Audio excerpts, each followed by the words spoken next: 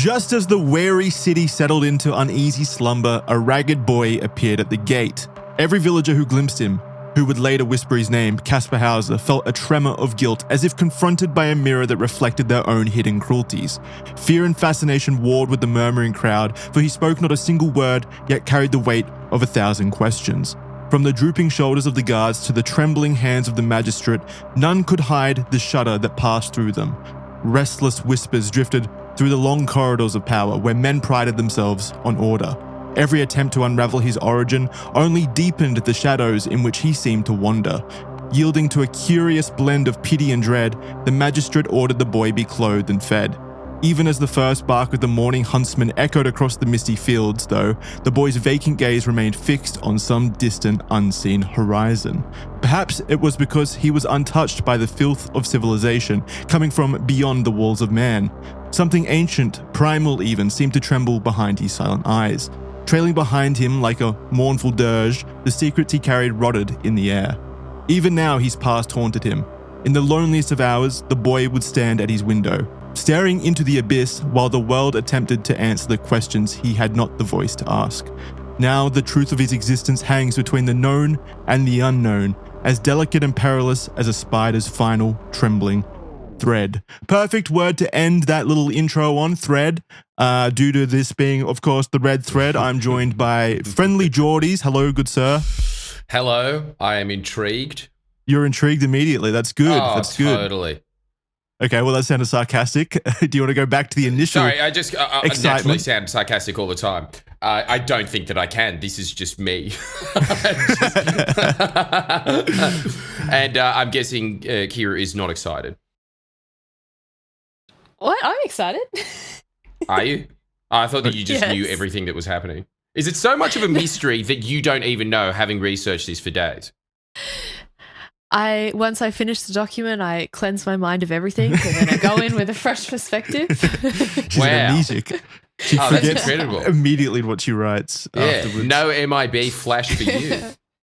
No, welcome to Red Thread, joined by Jordan as per usual, as well as Kira, the research writer of the documents each week. She does an exemplary job. She does an incredible job researching this in the small amount of time we afford her.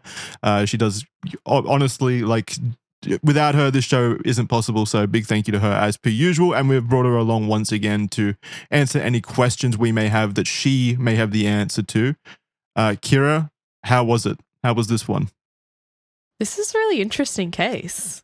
Yes. I'm actually excited for it. Very interesting, just how the mystery of this young teenage boy just kept, unraveling, but kept going and progressing. Was it ever really solved? No.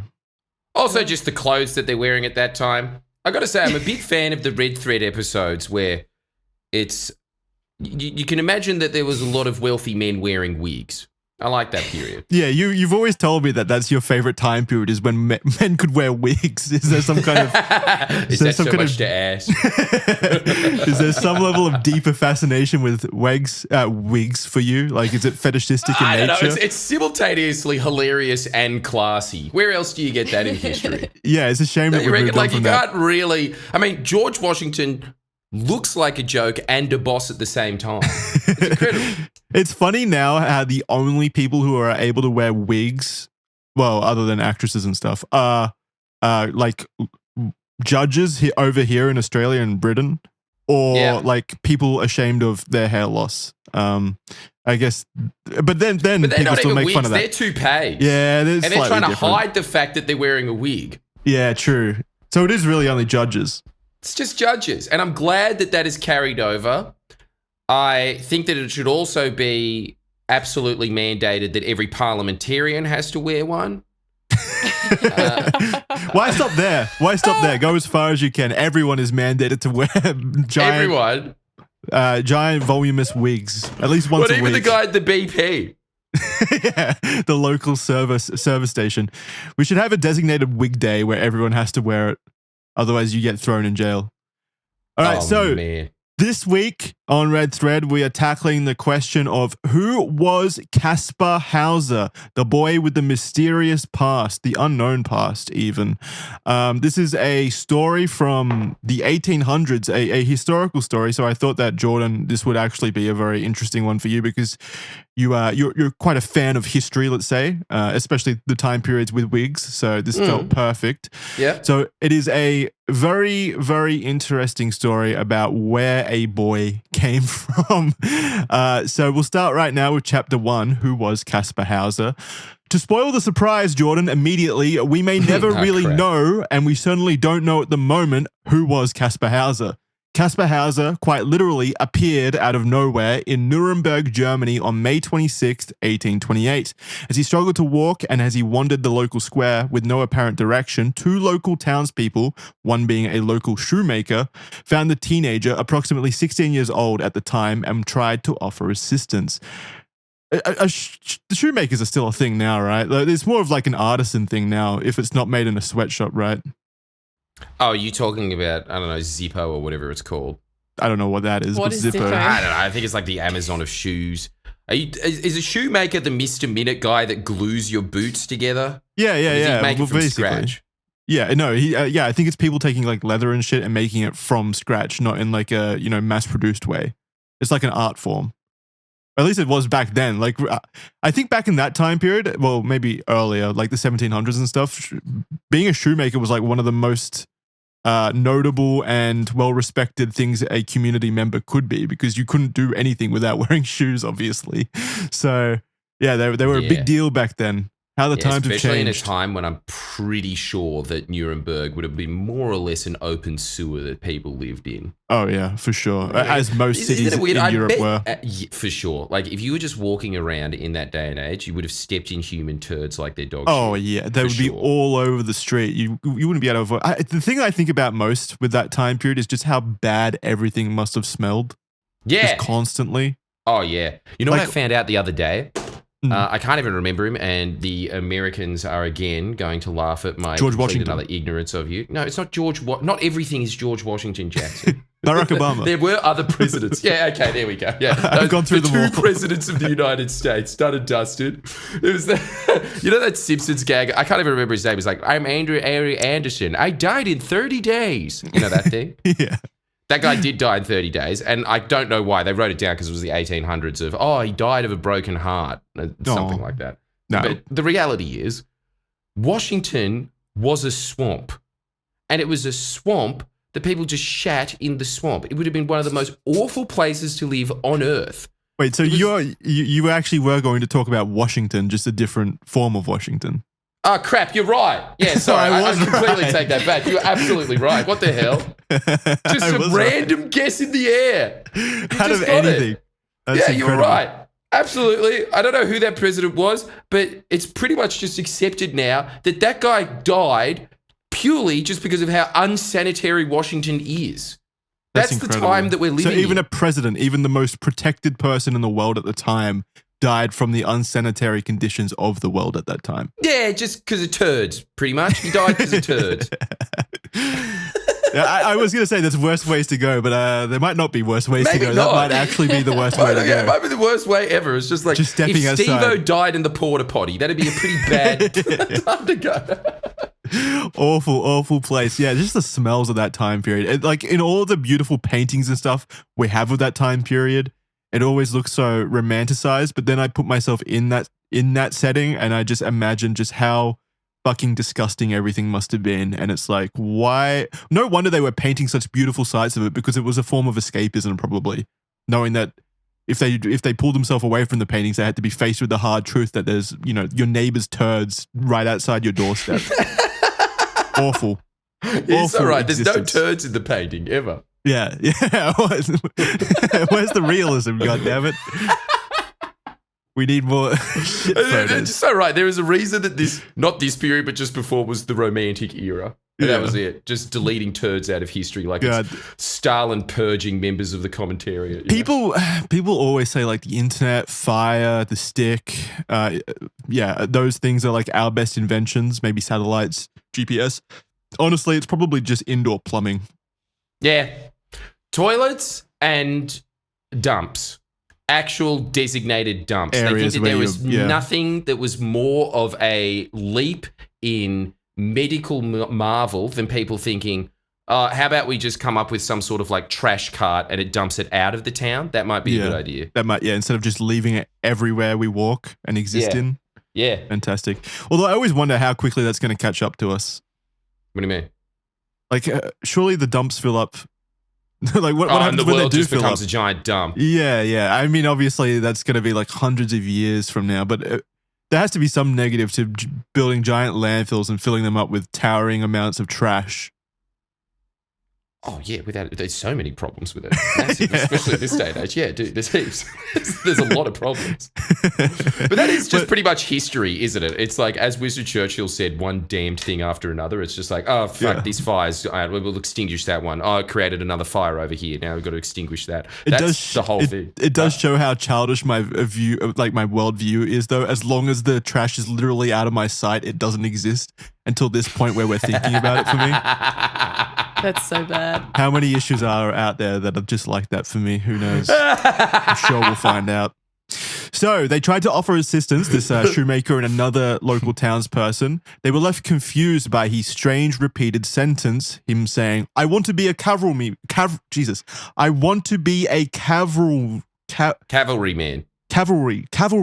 as my father was. Obviously not in English, as my sentence also was not in English, but obviously that sentence was not in English, but instead in Old Bavarian dialect. Yeah, that's a throwback. Remember those days. The only reason I know Bavarian is because Bavarian cheesecakes are like the best. Those are the best. Me too. That's it. So good. And you're right.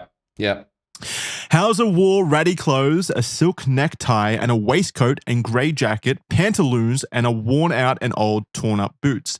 Well, luckily, he met a shoemaker immediately. That's a good connection to make if his boots are destroyed. He also had a handkerchief that had been embroidered with the initials KH. In his hands, Hauser held a letter that was addressed to Captain von Wessenig, the captain of the 4th Squadron of the 6th Cavalry Regiment. What this letter contained added more layers to the mystery. The first part of the letter was written by an anonymous poor laborer. By poor, we mean obviously like destitute as well, I would assume. Destitute laborer who claimed he found Hauser as a newborn with the request of raising him until he turned 16, then he could be sent to the cavalry division in Nuremberg. The other part of the letter was apparently written by Hauser's mother, explaining how Hauser was born on April 30th, 1812, and how she was unable to look after or feed the child as his father had passed away, thus giving him up to the laborer. In the letter, she named him Kaspar. Stranger still, the letter explained that for most of his life, he had been quite isolated, never allowed in his guardian's house, and was rarely allowed outside of his cell. The letter told Captain von Wessenig, quote, drive him away or hang him in the chimney. Damn. Which I think means either like get rid of him, give him to the cavalry. I think it's give him to the cavalry division for whatever reason, or basically execute him. I don't want anything to do with him anymore. Whoa. So that's correct, Kira? Yeah. That reading of that? Okay. So, wherever he had come from and whoever his legal guardian, in quotation marks, if there was such a thing at the time, they clearly didn't want anything to do with him at this point, and they basically sent him out into the world on his own with this note. The labourer also wrote that he had taken custody of Kaspar on the 7th of October 1812, when Kaspar would have been around 6 months old. When taken to the captain, he did not know Hauser and was equally as perplexed as the townspeople were. With no idea what to do, they took Hauser to the local police, who interrogated him in an attempt to uncover whatever answers they could. Hauser struggled to talk and unfortunately gave no real information, repeating, quote, horse, and, quote, don't know, end quote, to any questions. However, one officer put a pencil and some paper in front of him and he wrote his full name, Kaspar Hauser. They observed that Hauser behaved like a child. It was like he was just learning how to read, for example, as well as write and walk. His feet were found to be entirely smooth, like he had never walked much in his life at all. They did note, though, that he was, quote, clearly not a madman or an idiot, end quote. Unsure what to do, the police treated Hauser like a vagrant and held him in the town prison at Nuremberg Castle for 2 months until they could kind of decide what to do with him. So what are you thinking at the moment, Jordan? Just absolutely entranced. That's it. I am as curious as the Where cops did this are. boy come and from? when he got trapped in the prison, yeah, good call. How smooth were his feet? Is it a Yeah, how crime to smooth have were smooth they? feet? Is that why he was thrown away in jail? My And feet are again, pretty doesn't it feel smooth. like something from the time to really note that? To be Yeah. like, and Yeah, the yeah, wash of yeah, his yeah. feet, quite Yeah. smooth. If someone took a look at my feet right now, they'd probably think that I hadn't walked a day in my life as well, even though I am known to walk. Maybe So you're that's how good basically our shoes Kaspar are. Hauser, but you know English. Yeah, wait, Kira, are my feet smooth? Do you think my feet are smooth? They're pretty smooth. Yeah, okay, sweet. There we go. Why did you get away with such smooth feet? Do you not have smooth feet? I don't think I have the smoothest.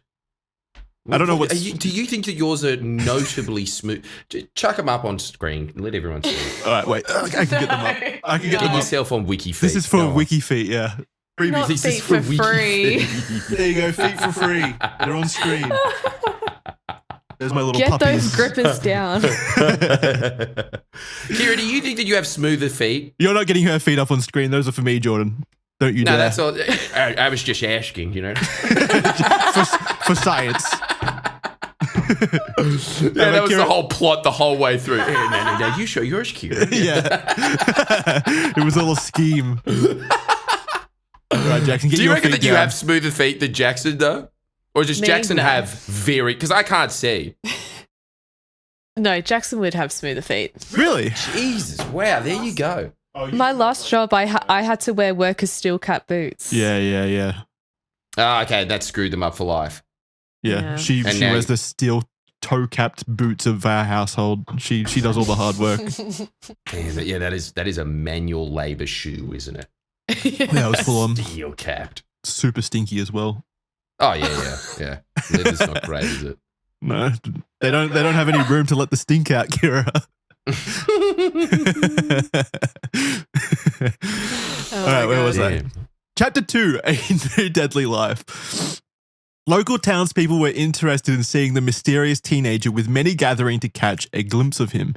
He was seen as a wild and feral child, and the effects of his isolation and poor education was showing. He turned away most food, besides bread and water, and ate with no concept of manners. Maybe that's why he was imprisoned. Manners were a big deal back then, weren't they? I think so. Yeah, no, manners were huge. Yeah, not anymore. No, it wouldn't even be noted. Again, wouldn't be noted. No, he was astonished and amazed when he first saw things like a lit candle, which he burned his hand on trying to hold, and a mirror. It was determined that he was around 16 years of age, but did not appear to be rather intellectually impaired by his upbringing, though it was noted by the local Mayor Binder, that the boy seemed to be a quick learner, rather adaptable, and he didn't seem to have any trouble with memory. I don't know if you could say that he didn't have any kind of like intellectual, holdbacks from his time in captivity, considering he burned his hand trying to hold a lit candle and he was confused by mirrors. It seems like Do you reckon that's a mental impairment, or he's just never seen it before in his life? it did appear to be rather. That's a big question. I mean, but you can be. Yeah, I guess it's more so what you're saying, Jordan. I don't think it inherently means that someone is born with a impaired brain. Yeah, it's probably to do with his upbringing.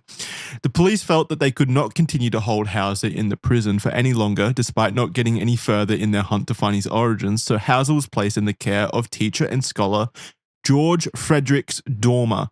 Dormer, 28 years old, had been a secondary school teacher but was unable to continue working due to an eye condition. Under his guidance, I love how 28 years old back then is probably nearing retirement age. Yes. Yeah. He had to retire because he was going blind. Oh my God, that's so true. It's probably from all the stink fumes from the shit in the street. Absolutely. He it's lived pink until he eye. was 75. What's that, Kira? He lived until he was 75. True. Yeah, I guess that does throw a wrench in the That pipes. would have made him Now, is this still the ancient. period where that's really strange that someone lives that long? I don't know. Let me have a look. 1800s life expectancy. The average life expectancy globally, I just want Europe. Yeah, give it to Europe. Globally was 30. Mm-hmm. No. In 1800s, Europe life expectancy at birth generally ranged from 30 to 40 years. Wow. Still. Damn. I guess you're probably just averaging out all the babies that die. I was though. just about to say, it does say this was due in part to high infant mortality rates, with about half of all children dying before adolescence. God, it is so strange to think about that, because I was just reading recently. We really don't understand how good we've got it. We sit here, we consume our slop, we talk about all these YouTube beefs as this is the end of the world. Man, there was periods not that long before this, say even in the 1700s, where a quarter of the population would just die of famine frequently in Europe. The rich part of the world. Or plagues, like literally plagues would just wipe out entire countries, basically. Constant threat of warfare. That's a weird thing to think about now, because now we just live in the nuclear age where it's kind of just eliminated more or less, and there's sort of just these little proxy wars that are almost, again, just YouTube content, more or less. It's kind of like this weird, dumber version of what they thought wars would be in 1984. They're still causing loss of life and stuff, but nothing to the degree that was routinely happening. Yeah. And also Europe. just the endless threat constantly of just, you could be in Nuremberg and tomorrow the French might decide to invade. You'd never know. Classic. You'd French, never know. You would, and you would also not have the education to know either. Like, you wouldn't have any kind of idea, generally speaking, of what is happening. And just to put it in context, like, half of all children die before adolescence. So we always see that when we're talking about historical, like, families and stuff, how they would have to have, like, 15 kids basically, because about 12 of them would die before hitting, like, adulthood. Yeah. Like, these crazy stats like that. Yeah. It's always amazed me how we actually did get to the stage where we're at. It's honestly astonishing, isn't it? It's really like there's just never been a period of history anything like this. As in, the 1700s is a lot closer to ancient Rome than we are to the 1700s. We've never been afforded the comfort in our lives to be as annoying as we are now, basically. Yeah, exactly. Such a good summary. It's sad, but true. But good. Yeah. Thank God I was born now, basically. Who knows what it would be like in 100 years, and we know exactly what it was like 200 years ago, for example. We'll just be consciousness uploaded into the algorithm. That's it. And we'll just imagine this podcast. So under Dalma's guidance, Hauser began to learn fast. He got better at speaking, writing, reading. He learned how to play chess and the piano, and he was also allowed to explore the world of arts, painting and drawing. Dalma was also interested in homeopathy. Homeopathy? Either or, don't you reckon? Okay. Fuck me. Homeopathy. Homeopathy. Homeopathy sounds natural to the Australian tongue, doesn't it? Yeah, the issue is I second guess myself halfway through reading a word, and then it just fucking like snowballs from there. Yeah, it slips out of my mouth, a jumbled mess. I have no clue. Regardless, he was interested in this. What is it, like a naturalist thing, Kira? Yes, so it's like alternative medicine. Right. Which, what the fuck was alternative medicine like back then in the 1800s? Probably better than actual medicine, I reckon. Yeah. Maybe like oils and herbs and plants and things like that. Yeah. But I thought that's basically what medicine itself was based on. There was a very faint distinction. Yeah. I guess medicine back then would have included phrenology. So regardless, Dalma was interested in this made-up science and would treat Hauser regularly. Dalma noticed that Hauser was very perceptive. The boy would pick up on small things and had a heightened sense of smell, taste, and incredible eyesight. He was sensitive about colors, loving red but hating the color green, making him dislike nature. What? What? He was sensitive about colors, loving red but hating the color green, making him dislike nature. That's such an odd detail. Hating the color green makes you dislike nature. Okay. Nature is green. But do you love and hate colors that deeply? No, but I'm not one of those people that... What's that thing where people say that things taste like red or feel like black? I don't know. Some people just have that... They have their senses mixed up, and so they have a different sensory experience to colors than the rest of us do. I think color for me is way more like subconscious, I think. Like, obviously, there's been a bunch of science over the 50 years, especially in marketing, about how colors alter people's perceptions. You know, red makes you hungrier. Yeah. And blue makes you more comfortable or something like that. Regardless, like there's been a lot of research into how colors make you feel. I think, obviously, I'm human, so I think I'm affected that way. But of course, I think most of that is just subconscious. There's no kind of like willing drive behind it or awareness of it. Like I would never be able to say, well, I love red, and so that makes me like certain things, for example. Like I'd probably need a scientist to determine that for me. Whereas he's able to say that he hates the color green, therefore he dislikes nature so much. That's just odd to me. Well, It's I'm not guessing just he probably nature, just has he more of didn't an emotional connection to it because he doesn't have language as a sort of label. True, maker yeah, in his that could be head. an interesting angle because he was theoretically raised without language. Maybe that became his language. Yeah, Interesting. and you would just kind of just like, I suppose, blind people have better hearing. Yeah. Kira, No, are you going to say overcompensates. something? It's not just nature. He disliked anything color green. Anything the color green was ugly. Okay, so it was just way more surface level than what I'm saying. You just really dislike green. Okay. He could read and distinguish colors and objects apart in the dark. With his eyes closed, he could tell the difference between Damn. gold, silver, and brass just by feeling them.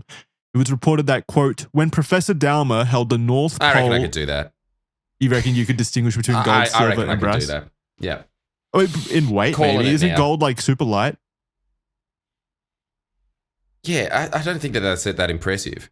I think that George Friedrich Daumer just sucks. It might have been impressive then when they didn't have any idea of anything. Maybe. When the town professor was a guy impressed by him hating the color green, maybe it was. It was reported that, quote, when Professor Daumer held the north pole of a magnet towards him, Kaspar put his hand to the pit of his stomach and, drawing his waistcoat in an outward direction, said that it drew him thus, and that a current of air seemed to proceed from him. What is that, a fancy way of saying he farted? What is that? Current of air proceeded from him. What does that mean? Someone dumb it down for me.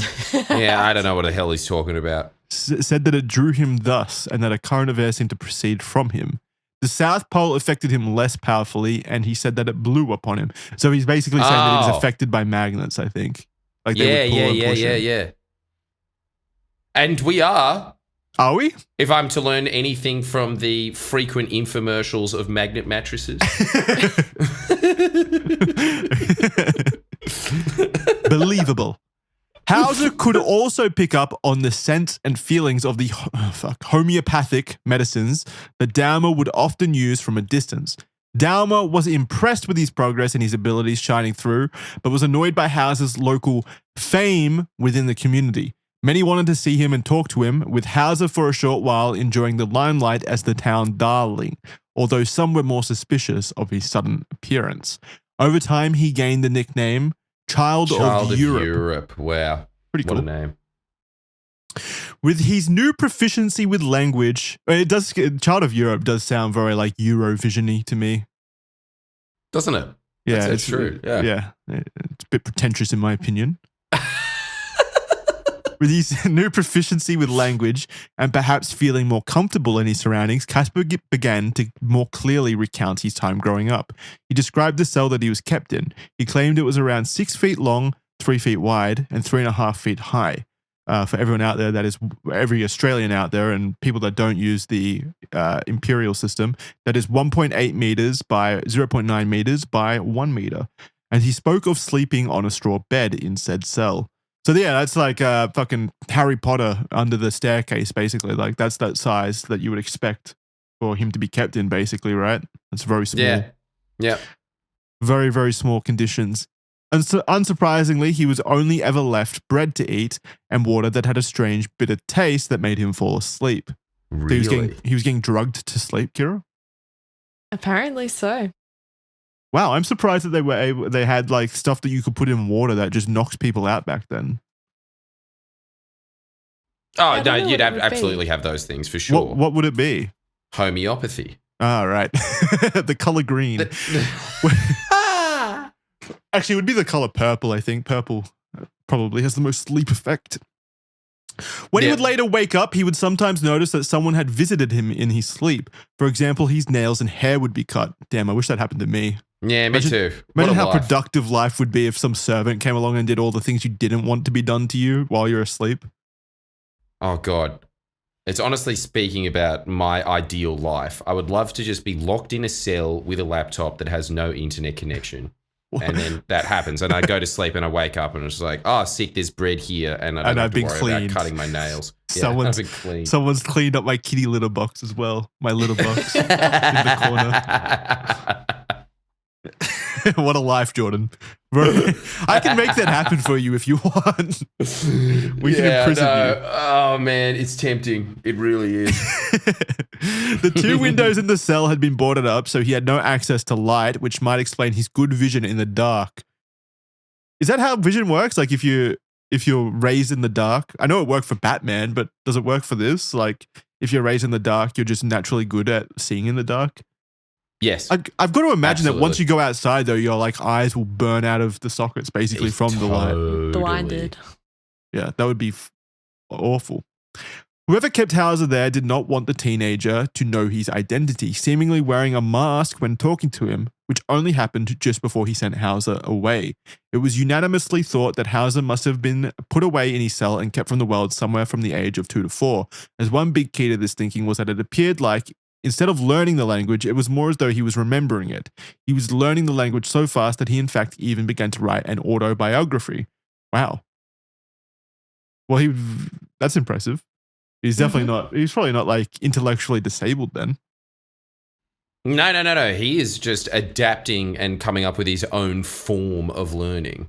Which is that's something else that's really interesting when you, what? It's a tad suspicious if you ask me personally, that he's able if you've been held captive in isolation for 16 years of your life, like the largest development period of a human being, that entire period you're spent in isolation away from any kind of education or knowledge or even human language, and then you come out and pick up the language within a year, that's a bit suspicious.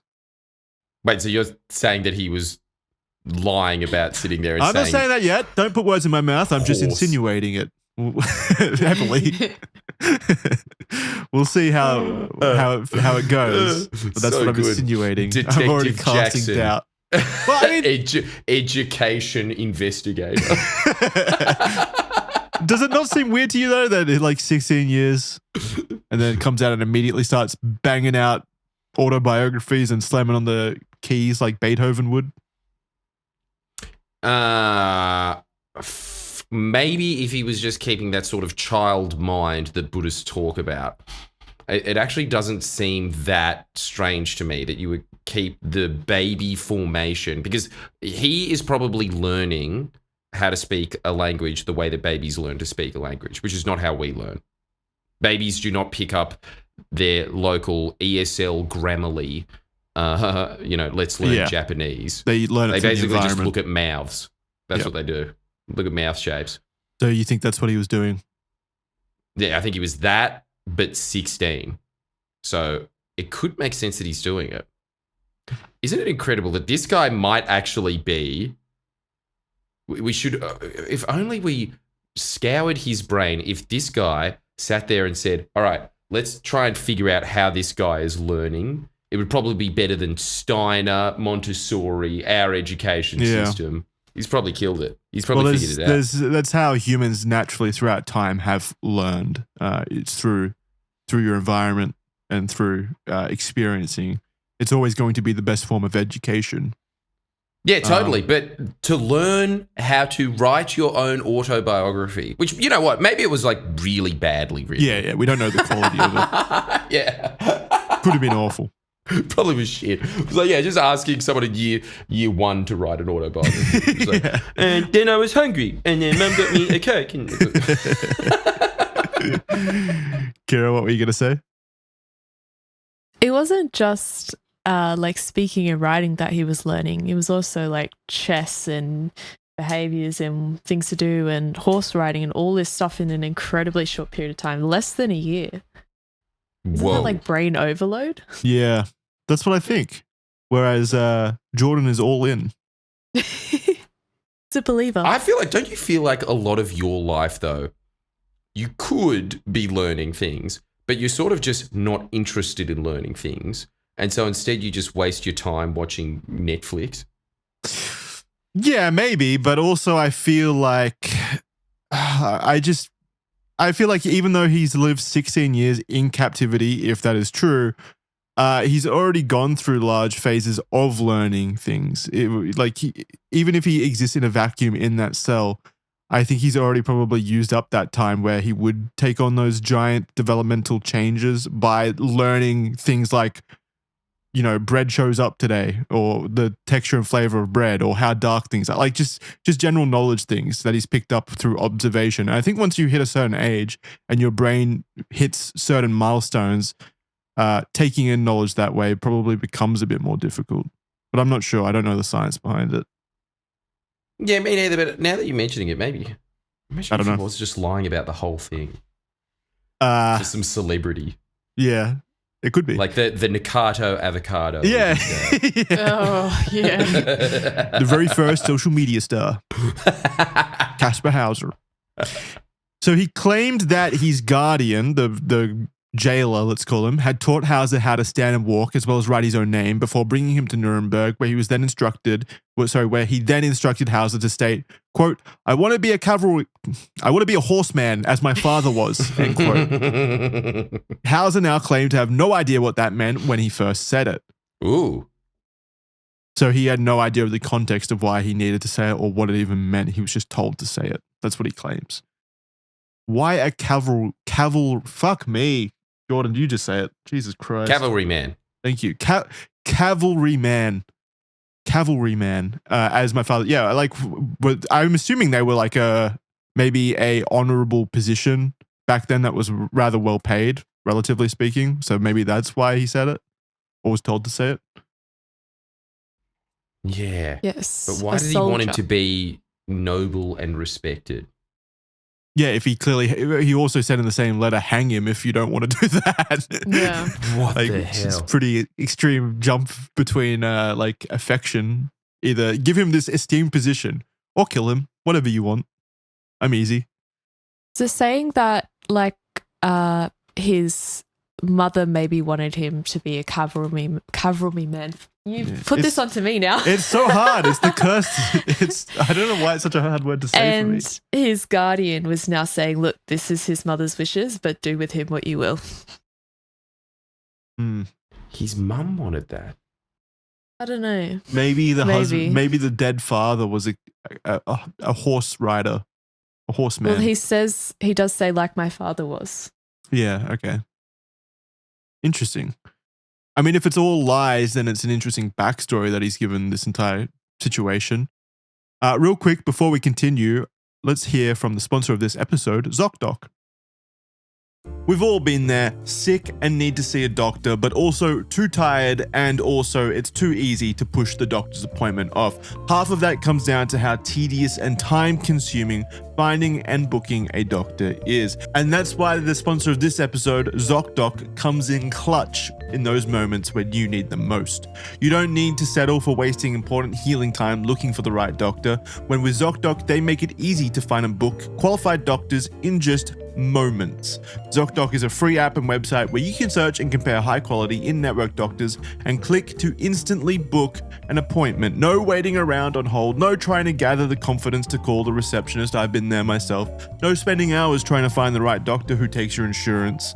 It's the modern era, and ZocDoc believes that there are modern solutions. You can filter by doctors who take your insurance, by doctors who are located nearby, and then sort them by their ratings by verified patients. And with more than 100,000 doctors across every specialty, from mental health to dental health, you'll find the right doctor for you in just moments. Then ZocDoc makes it easy to see their appointment openings, where you can then choose a time that works for you, and then all you have to do is click to instantly book a visit. It is that simple, it is that easy, that's it. All from the comfort of your own couch or your own bed, on your mobile phone, on the app, just a few clicks and you're good. No calls necessary. You can be done with an annoying task within moments, so you can go back to what's important, getting better. If I was ever sick, I'd use ZocDoc to make my bookings because why wouldn't I? It's just so much more simple, it's free, and it makes everything easier. So stop putting off those doctor's appointments that you probably need to go do. You're an adult, you probably should, do that and try to get better. Don't be scared of doctors. They're all right. They're good guys, all right? Good guys and women. And you can visit them by going to ZocDoc.com/redthread to find and instantly book a top-rated doctor today. That's ZocDoc.com/redthread. It'll be linked below, ZocDoc.com/redthread. Reminder, it's free. It's a service that you use. It's free. It just makes it easier. So definitely go use it. Check them out. And hey, if you are feeling sick, I hope you feel better soon. Thank you for watching. I hope this show is getting you through this rough period that you're going through. All my best wishes. I hope those sniffles clear up, or the tummy ache, or whatever is going on in your life. I hope you're doing good. So thank you very much. And now back to the episode. So to continue on Sunday, 17th of October, 1829, Dahmer was out for a walk and had left Hauser home alone. Someone unknown, dressed entirely in black, broke into the house and attacked Hauser while he was sitting on the toilet. Whoa. Yeah, you're thinking exactly what I'm thinking. They had toilets back then? Yeah. That professor must have been rolling in money. He had his own toilet. I'm just thinking about how many people in the past died on the toilet. You hear so many kings and emperors taking a shit, and then someone goes in with a spear and just bam, right there. I don't think there's, other than sleeping maybe, I don't think there's a more effective time to attack someone. Yeah, totally. Especially just the shock of someone kicking the door down while you're taking a shit. Yeah, I mean, it's I don't know, when you were like in primary school or whatever, you just kick it down and they'd be like, "Fuck off, Nathan." They're like, you just I always tell the story. I distinctly remember this actually. Back in preschool, for some reason the toilets didn't have walls or anything. It was just a room full of toilets on the ground, and you all went in there at the same time and like used what? Them. Yeah, I know, it was weird. There were no cubicles. Every time I tell someone that, they had the same reaction. Like a dog kennel or something. Yeah, it's like go out, do your peas and poos. A communal back to business. A communal shitting room. Isn't it weird that you all just synced at the same time? It's just like, yeah, now it's time. Go well, back. No, I think that's where I cannot shit in public, like in public toilets or anything like that. And I think that's where that is born from. I used to desperately hold on to it until I would get home from school because I was so paranoid of shitting. Because it's human. It's not even just human nature. It's animalistic behavior. Like you look at dogs shitting out when you take them out, the eyes on them, whether they're fucking scanning the perimeter while they shit. Always. They're terrified of anything happening. Also, don't you think that they look quite guilty and ashamed when you look at them taking a shit? Oh yeah, that's natural. Well, do you think you'd have a smile on your face if I barged in and stared at you while you were taking your shit? I just always thought that a dog, if they were taking a shit and you were just looking at them, they'd just feel secure. Have this response of, "Hey, mate." That's it. Just, yeah, how you going? No. It's a deeply shameful thing across species. Across species. Yeah, it's funny. So this man attacked with a knife, most likely aiming for his neck, but Hauser moved and it wounded his forehead instead. The last thing Hauser heard before passing out was the following words, quote, "You must die before you get away from Nuremberg," end quote. What? Different articles report different wordings, but the intention of the phrase is the same. I mean, that just comes down to translating it from Old Bavarian, I assume. It's probably very hard to translate pretty directly. Following investigations yielded no answers, and there was no evidence of someone entering the house. The blood trail had shown that Hauser had first fled to the first floor where his room was, but then he returned downstairs and climbed through a trapdoor into the cellar. Hauser then dropped the bombshell to the police investigators. He said that he recognized the voice of the masked assailant. It had been the same man who previously kept him as a prisoner. Oh my God. This just gets deeper and deeper. This is so interesting. It's the man in the iron mask in reverse. Why would you... Okay, so if the prisoner wanted this Kaspar dead, why wouldn't he have just killed him when he held him captive for 16 years? I don't know. Why would he then let him free and then come back and try to kill him, like, what, 6 months later? Guys, come on. Why hasn't this been turned into a movie? It should be a movie, yeah. It absolutely should be. Has it, Kira? Has it been turned into a movie?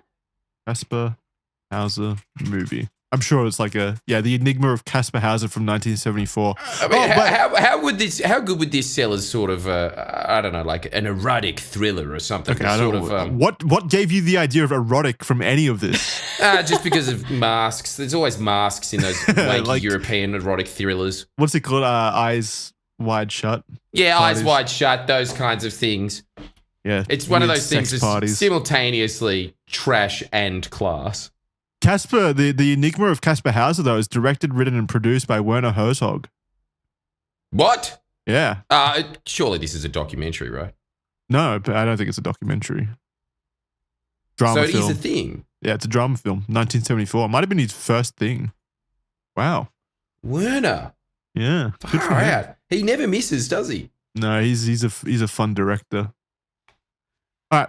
I'm watching that. Yeah, we should watch that. Wouldn't it be incredible if that becomes one of the bad films that we have to watch? Oh yeah, for our for everyone listening out there, Jordan and I, and also another Australian friend called Connor from Real Boys, doing a kind of bad movie watch party each week. It's available over on patreon.com/theofficialpodcast and official.men if you want to watch us watch bad movies. It's a lot of fun. The first episode's already out, and we're doing another one later today. So I'm looking forward to that. The Octoman was in the last episode, as well as Clash of the Warlords. Can I just get on the record? I am not looking forward to it. They were excruciatingly bad. Jordan could not believe how bad movies are. It was such a I really didn't. I thought that it outlook. would be fun, but no, bad movies are just bad. Yeah, they are. They were bad. They were bad. We're looking for the hidden gems, though. We're searching through our giant list of bad movies. We're going to find it eventually. The hidden gem. I think Werner Herzog could probably be on the list with some of his movies, surely. Damn, okay. After recovering, it was decided that Hauser should move out of Dahmer's home.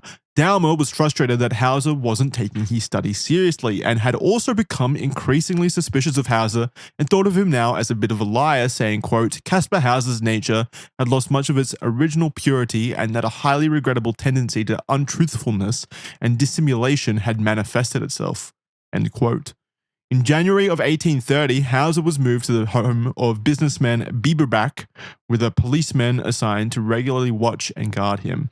This living arrangement only lasted a few months, as the two did not get along and often argued. Seemingly, Bieberbach quickly realized what Dahmer had noticed himself, that Hauser had a tendency to lie and be lazy. Bieberbach's wife commented that Hauser had horrendous mendacity and was full of vanity and spite. That's interesting. That speaks to his character. This is basically the first character assessment we've received of this Hauser, Kaspar Yeah, Hauser but it's so too far. grandiloquent, isn't it? I would really like to know what that means in modern words. I mean, I know that they're modern words. I know that we use these, but don't you think that they're just such old sentences that you're not really grasping? Full of vanity and spite, I think, is pretty straightforward. He was an arrogant child who was tough to deal with, or teenager. Yeah, and horrendous mendacity. Mendacity, what is mendacity? Lying? Yeah, I think it's drama, dramatics, right? Mendacity is to be dramatic about things, I believe. Yeah, okay. It's untruthfulness and lying. Okay. Yeah, okay. So just, I don't know, I guess essentially just saying exaggerating things to the hilt. Yeah, and doing so in an arrogant manner. I would assume so. Interesting. I mean, that does, and that's several people that have corroborated that character assessment. Prominent people as well. It's not like these were just random people. They were people that took him in, tried to home him and help him out, and then decided, Jesus, this kid sucks. this guy is shit. Get him out of here. Get him back into the sewer streets where he belongs. Yeah. There were also a few incidents that were the nail in the coffin and made Bieberbach ask for Hauser to be removed. In April of the same year, Bieberbach heard a pistol go off from Hauser's room. The police outside of the home and Bieberbach quickly made their way to Hauser, where they found him unconscious once more and bleeding from a head injury. According to Hauser, he had been trying to reach some books from a high shelf and climbed on a chair to give him more height. He claimed that he fell and on the way down accidentally knocked a hanging pistol on the wall and set it off. Many questioned the possibility of this being an accident, including Bieberbach, who was now entirely done with the boy and wanted Hauser out of the house. So Hauser moved again, this time into the home of Baron von Tucker, a city official. Fuck, I love any name with von in it. It's so cool. So good. And Baron. Yeah, Sick Baron. name. Baron Trump, von excellent Tucker. choice of words for your son. Like Yeah, Baron Trump. Baron's sick. It's just such a cool name. A city official where he stayed for 18 months. A running theme, though, he stayed here for quite a while longer. The relationship between Tucker and Hauser, though, was also not good. Tucker had come to the same conclusions as those before him. So, where are your thoughts at now, Jordan? I wonder why. I wonder why he got into lying. Got I reckon into that's it. all about. Yeah, that's what they're saying. He got into the habit of just becoming a liar. Well, you don't know. He might not have got into it. He might have already had a fascination or obsession with lying. Oh my God, if Jackson's right again. I mean, I've read the document and I definitely agree with a certain theory about things. A certain theory. Yeah. But I want you to... We got to get to the theory. I want you to come to your own conclusions, though, based off of the information, of course. Which is why I'm... Yeah, right, but it sounds like it's very leading information. I mean, I have my opinions, sounds like you're though. I dropping a lot of clues. I can't hide my opinions. Chapter 3, Lord Stanhope. There was someone in the background that had a great deal of interest in Hauser, a British nobleman by the name of Lord Stanhope. He had heard the stories and rumblings about a feral child, also called the Foundling, that wandered into Nuremberg and the strange past he was slowly revealing. Stanhope began to meet with Hauser regularly in 1831, and by the end of the year declared his interest in taking him in as his ward. Imagine being so inherently interesting to everyone that a royal family member comes out, visits you, and is like, yes, I'll take him. He's mine now. I'll be gone with him. I mean, look at the painting of this guy. What a baller. Yeah. God Isn't that damn. incredible? Fucking awesome. So he's pretty much just Logan Paul's friend, essentially. What do you mean? Just adopted into greatness for no reason. Oh, just right. Kind of I don't know, just intriguing for some reason. Just put him in there. Yeah, this guy wears his hat backwards. Yeah, here you go. Be a millionaire. This guy's sick. I want him in my house permanently. You're mine now. Permanently. The mystery of Hauser also greatly intrigued him. Where did the boy come from, and who was he really? It was a mystery he wanted to solve. Perhaps this was planted and fostered by Hauser himself in the mind of Lord Stanhope. Yeah. I mean, that's what the document says. In the build-up to requesting guardianship over Hauser, Stanhope showered him with gifts and promises of a better life. He also declared that the pair would travel to countries like England. I mean, at the time, that sounds cool, I guess. It's not Hawaii or anything, but it's something. It's just Germany that doesn't speak German. Yeah, with a different scent of shit on the streets. Maybe this also had an effect in the deteriorating relationship between Hauser and those such as Tucker. Stanhope moved Hauser to Ansbach and put him under the supervision of a very strict schoolmaster named Johann Myers. Stanhope invested a lot into trying to discover Hauser's origins. He would post rewards for any information on Hauser's childhood, but no one ever came forward and the money was never claimed. At one point, Hauser claimed he could remember certain words that were Hungarian and Slavic. Stanhope latched onto these crumbs and took Hauser to Hungary twice, hoping that if Hauser was from the country, the trips would bring back memories and be a bit fruitful in his investigation. But Hauser never recognized anything in Hungary, and the same seeds of doubt every other adopted family had experienced were now planted in Stanhope. A Hungarian nobleman who had met Hauser had apparently claimed to Stanhope that he and his son had shared a good laugh when they remembered Hauser and his histrionic behavior. Histrionic means, I think that means over the dramatic. top. Yeah, over the top, dramatic. To that effect, Hauser was now claiming that a Hungarian countess by the name of Matheny was his biological mother. So he just I think Hauser's just throwing anything at the wall now. Yeah. So... yeah, I mean, when everyone says that you're a liar, it seems kind of like maybe you're a liar. Something we haven't touched on yet is the dreams that Hauser was having. He told those around him that his dreams were filled with castles, coats of arms, and often a well-dressed lady and a man with a sword. This fueled speculation that perhaps these dreams were of Hauser's previous life, and maybe he actually did come from some sort of noble or wealthy descent. What were you going to say? I don't know. It's just like the theories begin. And All based off obviously, as dreams. usual, as is tradition on this podcast, we are starting with obviously the most likely one. Yeah, and it was all born from dreams. Stanhope liked this idea and sent off many inquiries and letters to possibly track down Hauser's possible family in Hungary, but again, nothing ever came back. Stanhope was quickly losing faith in Hauser. All of his attempts to find Hauser's hopefully wealthy background were failing, and he was getting reports from Myers. Myers is the person that's looking after Hauser in the meantime, isn't he? Kira? Yeah, the schoolmaster. The schoolmaster, right. So the person that Stanhope had left him in kind of training with, education with, basically, management. Myers reported that Hauser was not doing well in his studies and he had been shown to exhibit a tendency to tell lies. See, everyone's fucking saying it, Jordan. They are, aren't they? No one said anything else about his personality at all, except for it's just his lies. That's it. He must fucking suck at lying then if everyone knows. What's the point of doing it? He's just going in too grand. That's his problem. Yeah, he hasn't calibrated the sneak. He hasn't learned how to do it successfully yet. Yeah, because there's a lot to cram in a year. True. Yeah. He couldn't have learned how to lie in his cell for 16 years. It's all very new to him. The art of deception. That actually does make a lot of sense, really, honestly. Learning a language would be the easy part. Learning to control and manipulate people. That's more difficult, especially if you've got no concept of people at the time. Yeah.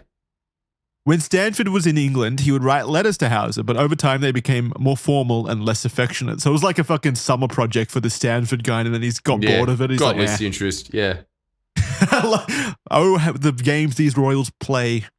This change in mood was no doubt not lost on Hauser. Stanhope visited Hauser and Meyer in January of 1832. Hauser didn't know this would be the last time they would ever see each other, as Stanhope returned to England alone. He continued to financially support Hauser from a distance, but left him completely under the care of Meyer. Lord Stanhope did make a short stop in Mannheim, where he then met the Grand Duchess of Baden, Stephanie.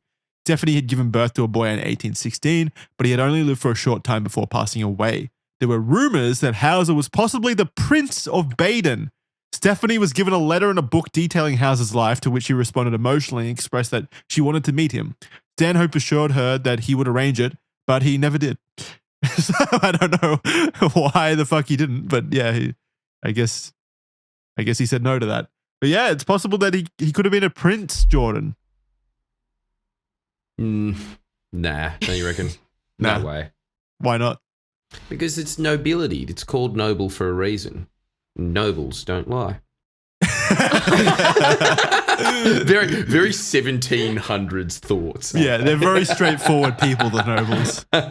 What you see is what you get with them. Especially the next photo after that is a woman that you can tell is filled with intrigue. Oh man, it's such a cool aesthetic. Fuck. Isn't it? Well, after the fact, Stanhope published a book presenting all the information and discoveries he had made regarding the life of Kaspar Hauser.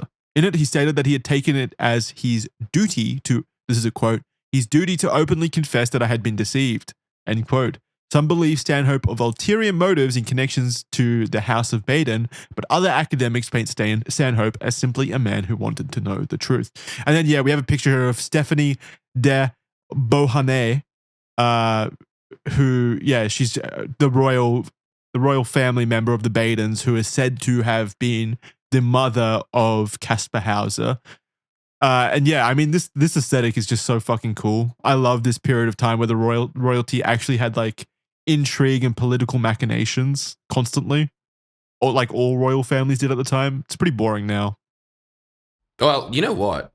Apparently that still happens in the British palace, but again, it just has no power. There's no like ramifications because the tradition, for it. The traditions continue on, but it has been stripped of its power. But that's still that same dynamic. Well, not stripped of the power. Probably for them, it feels like stuff is happening, like all the different like family issues and lies and deceit and political aspirations and stuff.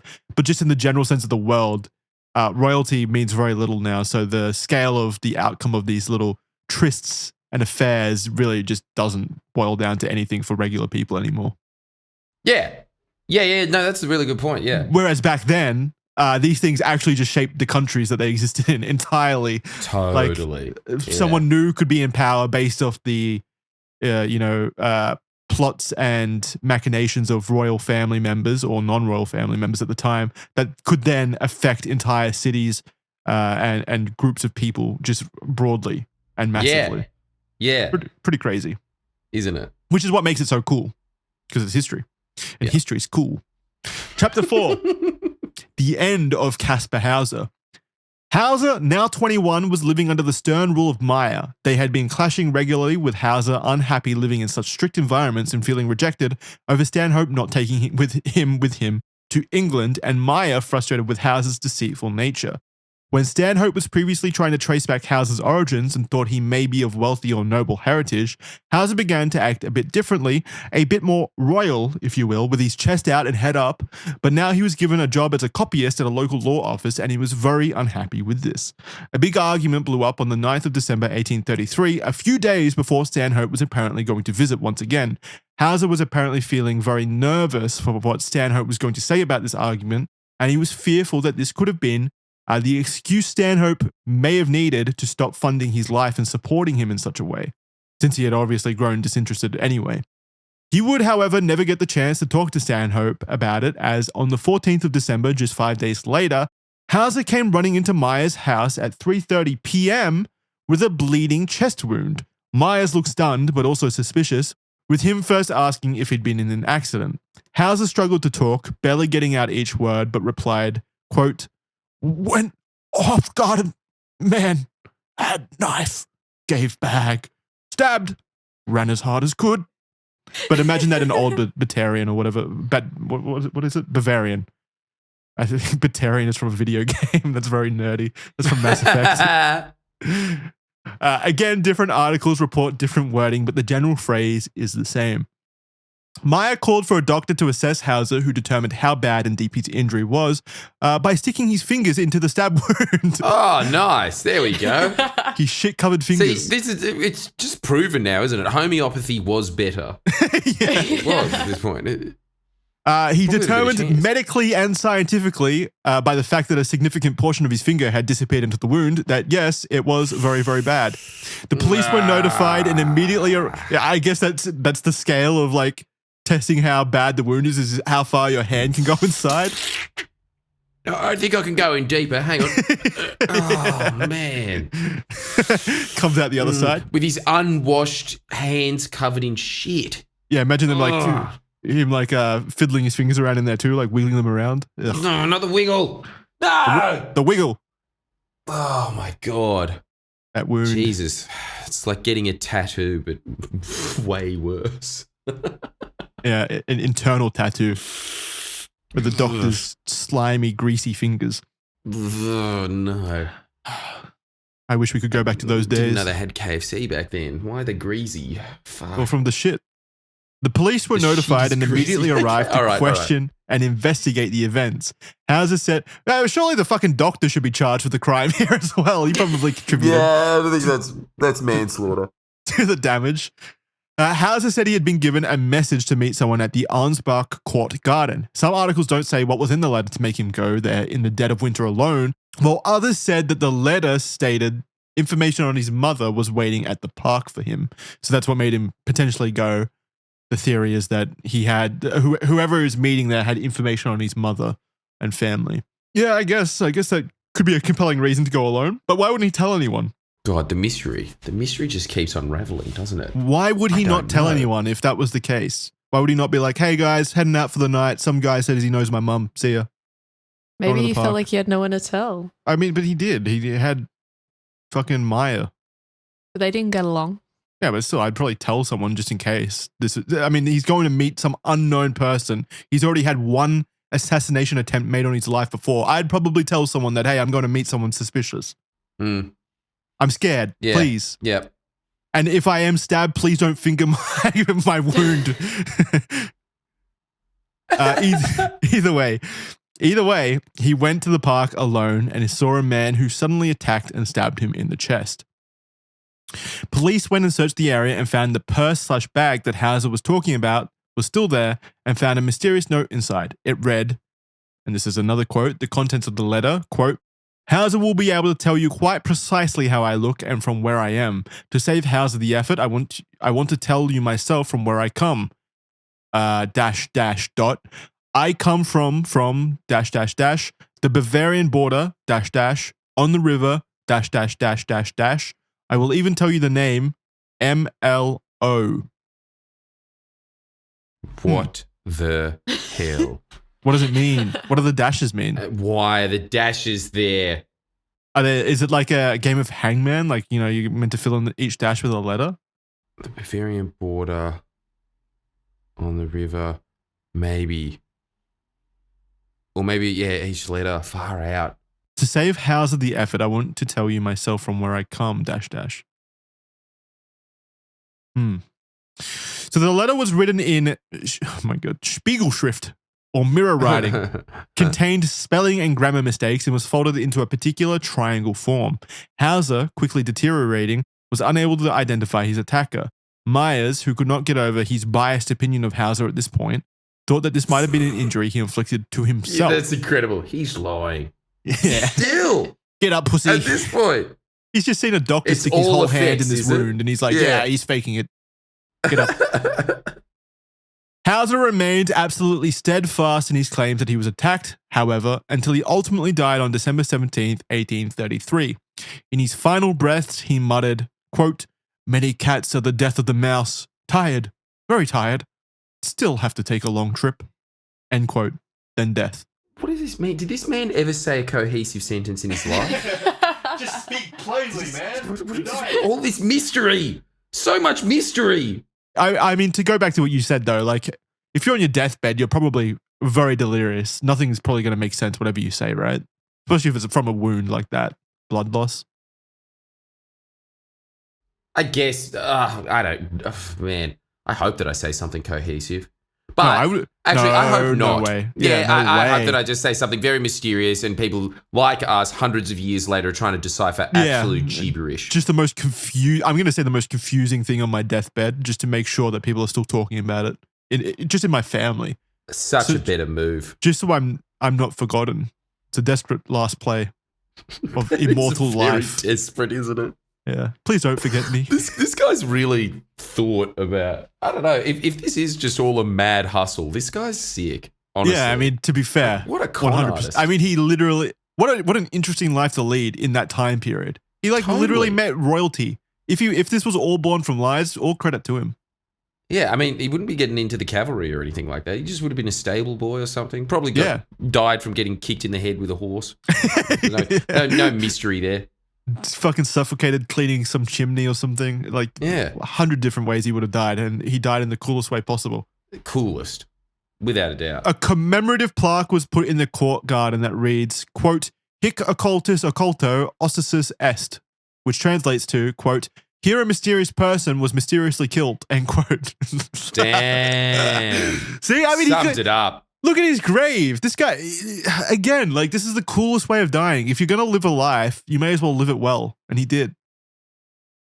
I can't believe, isn't it incredible that even in a time of scant resources, you are able to increase your socioeconomic status by miles pretty much just by making people do what we're doing now and going, huh?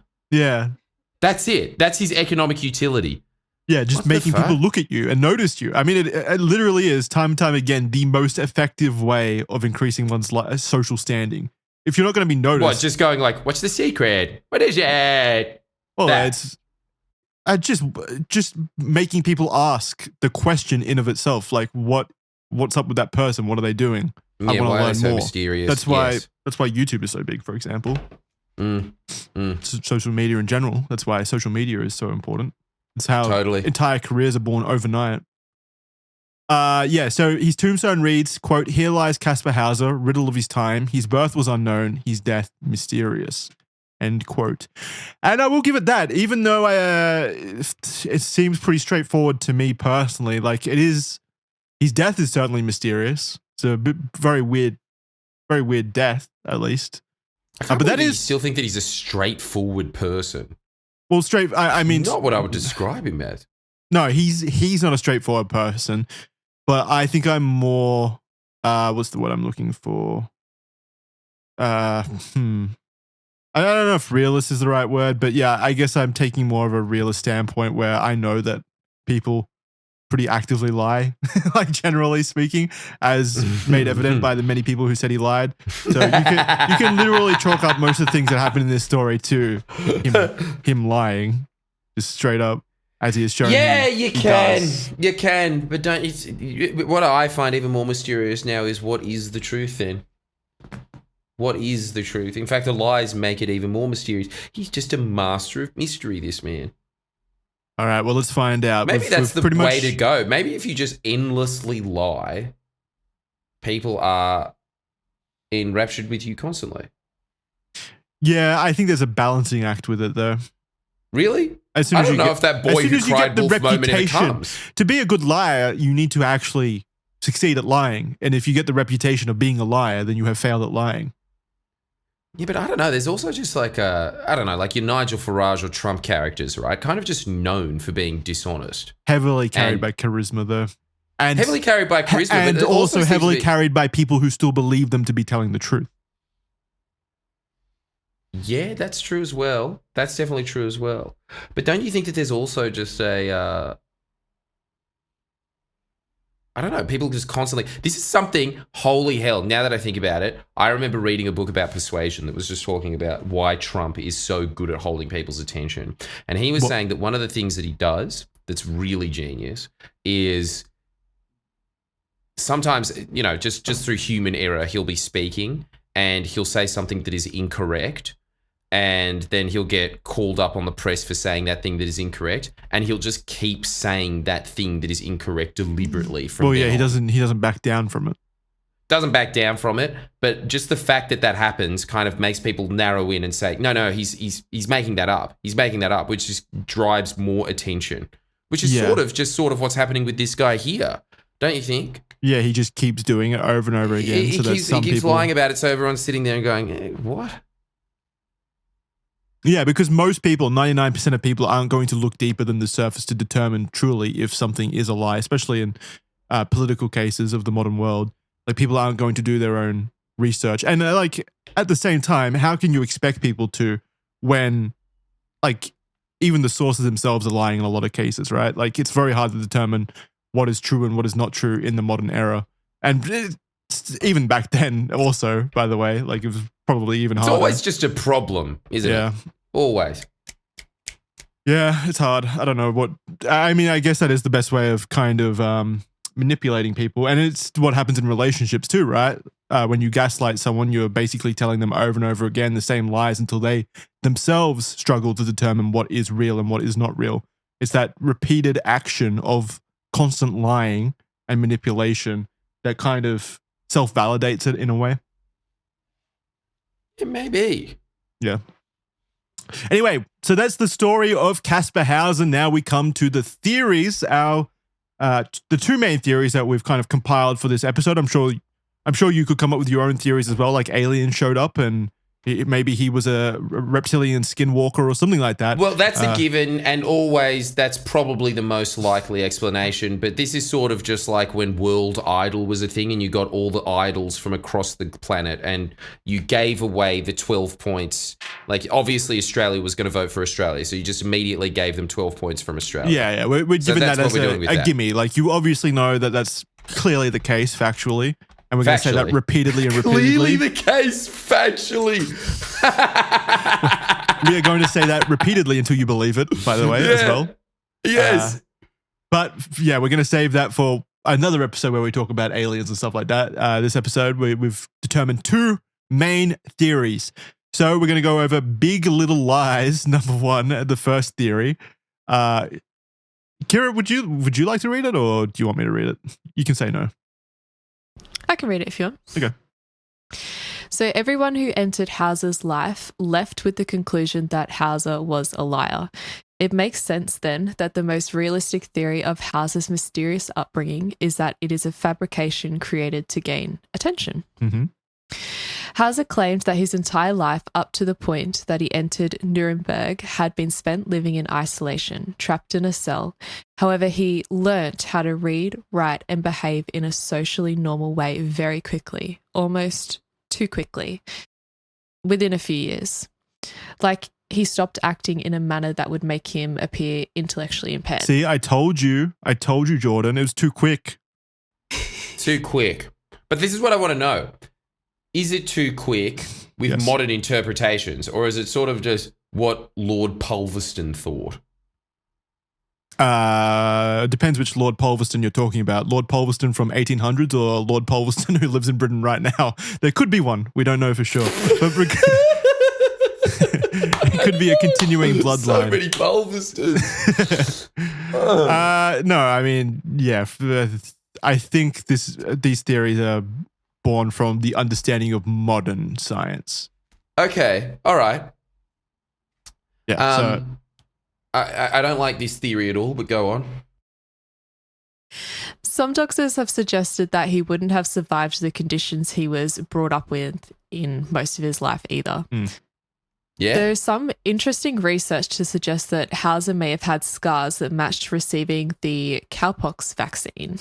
The vaccine was mandatory at the time in the area from 1807 in the Kingdom of Bavaria and 1806 in the Swiss canton of Thurgau, I guess. Jeez, I can't believe they had mandatory vaccinations. I was surprised by then. that too. Like, what did that even look like? So the conspiracy to give everyone autism is a 200 year long project. Maybe Hauser was the original. What's it called? What's it called when the zombies? Project. Patient 1. Patient 0 of the autism vaccine, which is why he could taste the color red or whatever. Now that's a more likely theory. Yeah, the vaccine gave him theory? autism, and that's why he was an annoying liar.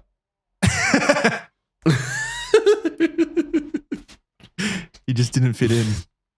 Maybe, man.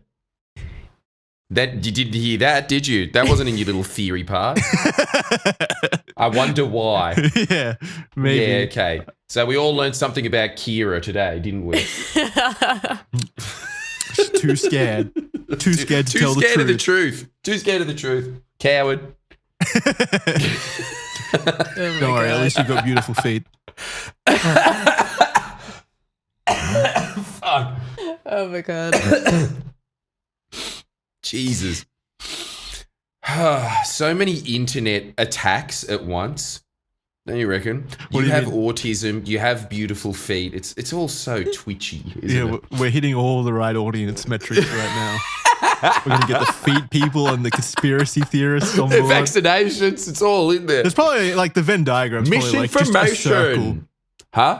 I said the Venn diagram of those two audiences is probably actually just a giant circle. Totally. There's no crossover at all. It No. is just, it is all cross. It's all the same. It's all the same. Okay. Hauser did have these scars, and in order to get the vaccination, he would have had to leave his cell and go to a permanent vaccination room located in the Munich town hall. It's very unlikely that he could have done this in secret and without Hauser having been seen by someone or having memories of the event. Yeah, I mean, that's true. 100%. Like, how, like, would a doctor have come out and secretly administered this vaccine in this dark, dingy cell and not then told anyone about it? Maybe Find if it that was hard the to believe. doctor. Oh, you think the guy Oh. who held him captive was a doctor? Well, I mean, that man is even more mysterious than Hauser. To be fair, that to play devil's advocate, that would explain how he was able to look after him so well in such dimly lit, bad conditions, and keep the cells so clean that he didn't get any diseases or anything like that. If he was a learned doctor. From the time and when also- you just stick your finger in a wound. Also, he had he put magic sleeping potions in his drinks Magic to make sleeping him fall potions, asleep. yeah. Doctor True. stuff. That's doctor stuff. It is doctor stuff. Interesting. And knowing the right amount. Yes. So, That mystery I is now- unraveled. We know I that now that man believe has Hauser. been demasked. I now believe Hauser completely. All of his statements rested on that one point of contention. And finally, we can put that to rest. We can put the rest that guy was obviously a masked doctor. And again, because he's putting him through vaccines, he would love masks, wouldn't he? True. That's where it all started. Goddamn lockdown. He locked down Hauser as well for 16 years. Oh my God, yeah, the isolation continues. Oh man, yeah, you're so right. This was just patient one. This was just the New World Order's grand conspiracy to see what it would do to people. This was government overreach on one poor boy. If he had gone to the beach, he would have been arrested. You know what's hilarious? I can't believe that theory completely crosses over, which makes me think, what if it's true? It makes me think, is time cyclical? Were the 1800s experiencing the exact same stuff that we did? I don't know, but it seems like it, eh? Really I'm feels honestly like time is cyclical. amazed and seriously think that it's more likely than him just being a liar. I can't believe it. Well, What a the lap. idea What an that overlap. the idea that he was actually held captive for 16 years by a doctor. That's By your a theory? doctor that was part of the Illuminati that The Illuminati wanted to who one day wanted to get push- everybody into lockdown. Oh, and, so this was their 200-year give everyone the plan. vaccine to make the world autistic. Okay. And they just want This 200-year plan that started with Hauser. Got it. I believe it. It's really, at the very least, it could be a Dan Brown novel, you know? Yeah. I'm sure this is The Da actually... Vinci jab. If we go deep enough on the internet, I'm sure we can find at least one person espousing this theory. Surely. Or at the very least, guys, get it going. Start that conspiracy wagon. Yeah. It's Jordan just, will be should first on in there. board. Wouldn't that be incredible if that does just become part of the whole QAnon circle? Oh my God. Everyone knows Hauser was the man that was experimented on it. This is just a fact. He was the one that created autism. The only one powerful enough for it. All right. Hauser obtained strange injuries throughout his short life that many saw as too suspicious not to be self-inflicted, like the pistol incident where Hauser said he fell off his chair trying to reach for a book and knocked the pistol that was hanging over, and then it went off at his head. Oof. Many questioned how this could even be possible. I mean, it could be possible, could it not? I don't know. Could you set off a gun by knocking it over? I would think so, especially back then. If it was just I don't know anything about guns, so I don't know why I'm acting neither like do I'm I. an authority on this. But wouldn't Yeah, I would imagine they're just kind of small cannons. At that point, Yeah, basically. And if there's any kind of friction, could that potentially ignite the gunpowder inside? I could see it. And even if it's not that, then maybe it's a loose mechanism of the firing trigger or whatever. That our is then American rattled audience, you nation of gun nuts, tell us if that's the correct Yeah. answer, because it sounds like it could be. I'm saying it doesn't sound like it's completely unbelievable that a gun could accidentally go off when it hit the ground. It's not like I really doubt guns back in the 1800s had like a safety trigger on them, for example. Yeah, me too. In the first assassination attempt, no one saw the strange man dressed in black. In the final assassination attempt that was out in public in mid-afternoon, it was winter and cold and no one saw the stranger once again. There was also the note that they found in the purse where Hauser was stabbed. The note contained writing areas which aligned with Hauser's writing style and where he was at with his literacy knowledge. Where was he at with his literacy knowledge at the time? I mean, he was writing an autobiography. I thought he would have been learned at this point. Yeah, he was smart, but he wasn't He still made mistakes. He wasn't a scholar. Yeah. Yeah. Okay. The way it was folded to in the particular triangular shape was something that Hauser was also known to do. Mm-hmm. After he was stabbed, Hauser made the point that the police needed to find this purse, but he never questioned or asked what was in it. Hauser thrived on the attention he received. He wanted it and more, and perhaps for a good reason, as his life had improved drastically from the likely destitute and vagrant lifestyle he had experienced before being thrust into the care of some of the city's wealthiest. This may have fueled his continuous lying. It also seemed like these injuries and acts of extreme dramatic attacks all happened around the times that Hauser believed he was moments away from being thrust back into that life of vagrancy, as those he lived with became tired of dealing with his theatrics and lies. Yeah, you're tired of dealing with my theatrics, huh? Well, I just shot myself in the head to fake being attacked. I mean, kind of self-confirming the issue there, right? Yeah. Damn. How much would being poor suck back then?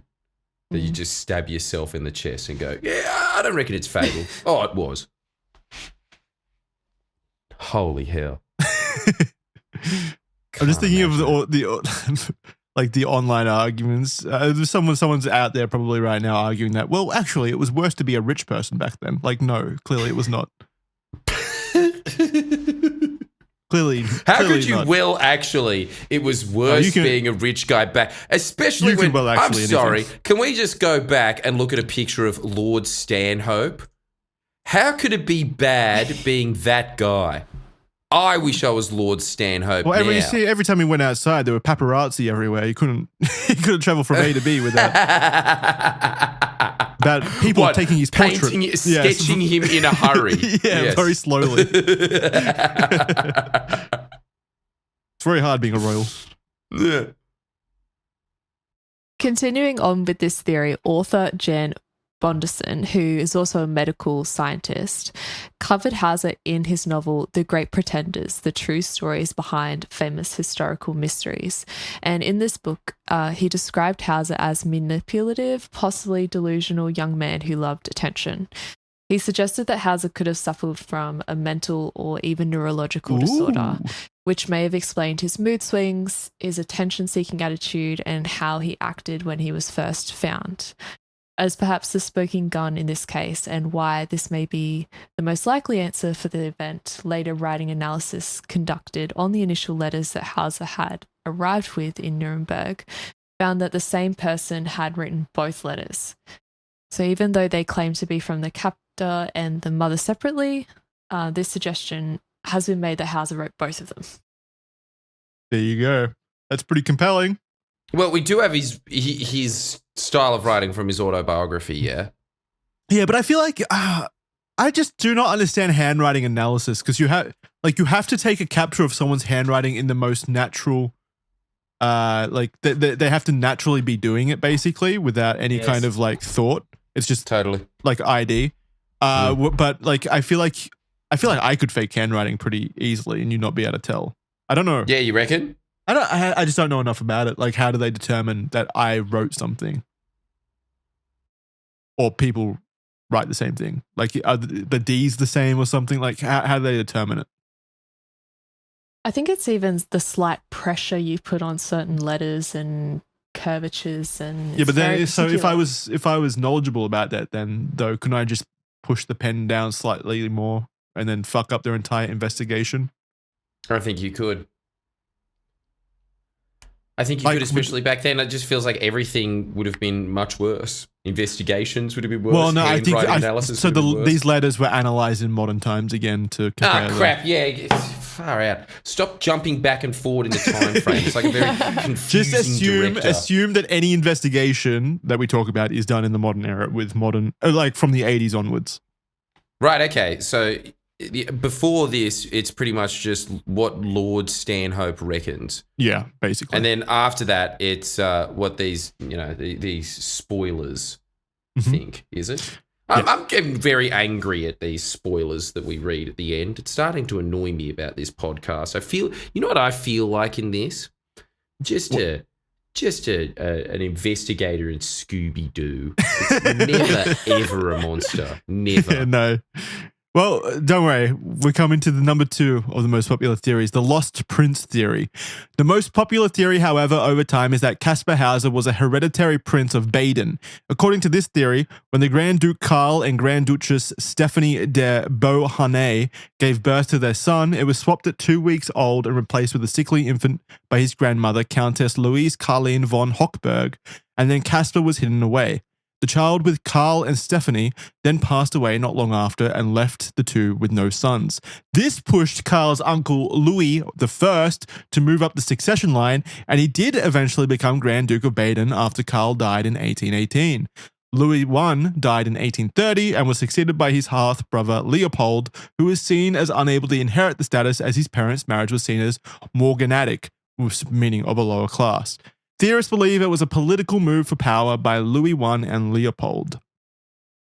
There you go, Jordan. That's something. That's your political machinations right there. Yeah, no, I don't know. Oh, come on. No, I'm sick of these, like, there's a Fantasia chick and, oh, yeah, I was from royalty. No, you weren't. I'm giving you a gimme. Why? I'm just so sick of so many people in your life coming up to you and saying, do you know that I was related to aristocracy in Austria? And you always sit there and think, yeah, but so was I. Like, if you go back far enough, at some point, some milkmaiden is going to fuck a prince. At some point.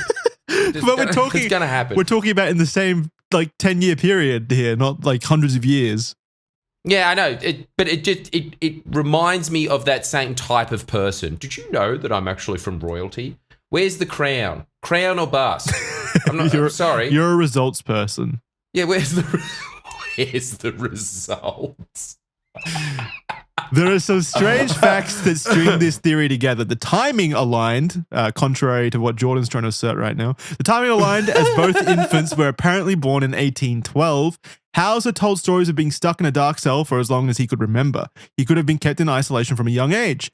When he was taught how to read, write, and behave, he picked it up very quickly, and many noticed he acted with a courtly grace that suggested he may have previously learned or been around others like this previously. To go along with that, actually, that could explain why he's such a liar as well, since that is the weapon of the royal people, the nobles, is to lie. Courtly grace. Oh, yes, the intrigue. Yes, that does make sense. So maybe that's where he learned he's lying from, the upper class.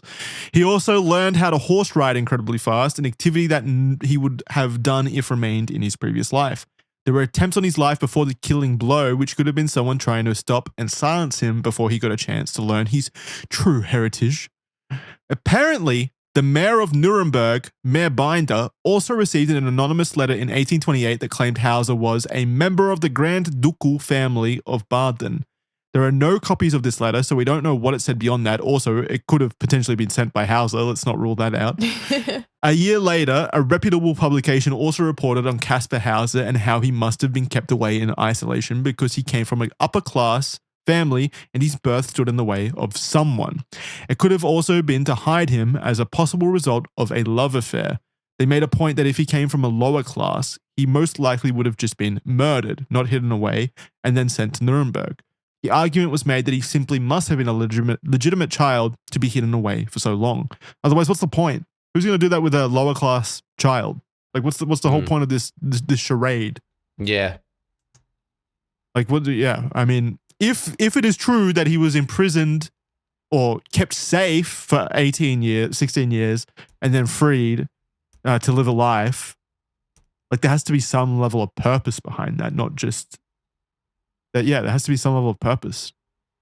If it really does, doesn't it? If it was just a poor child, or even if the intent was inherently to kill this child, they would have just done it immediately. It was the 1800s. They probably would have got away with it.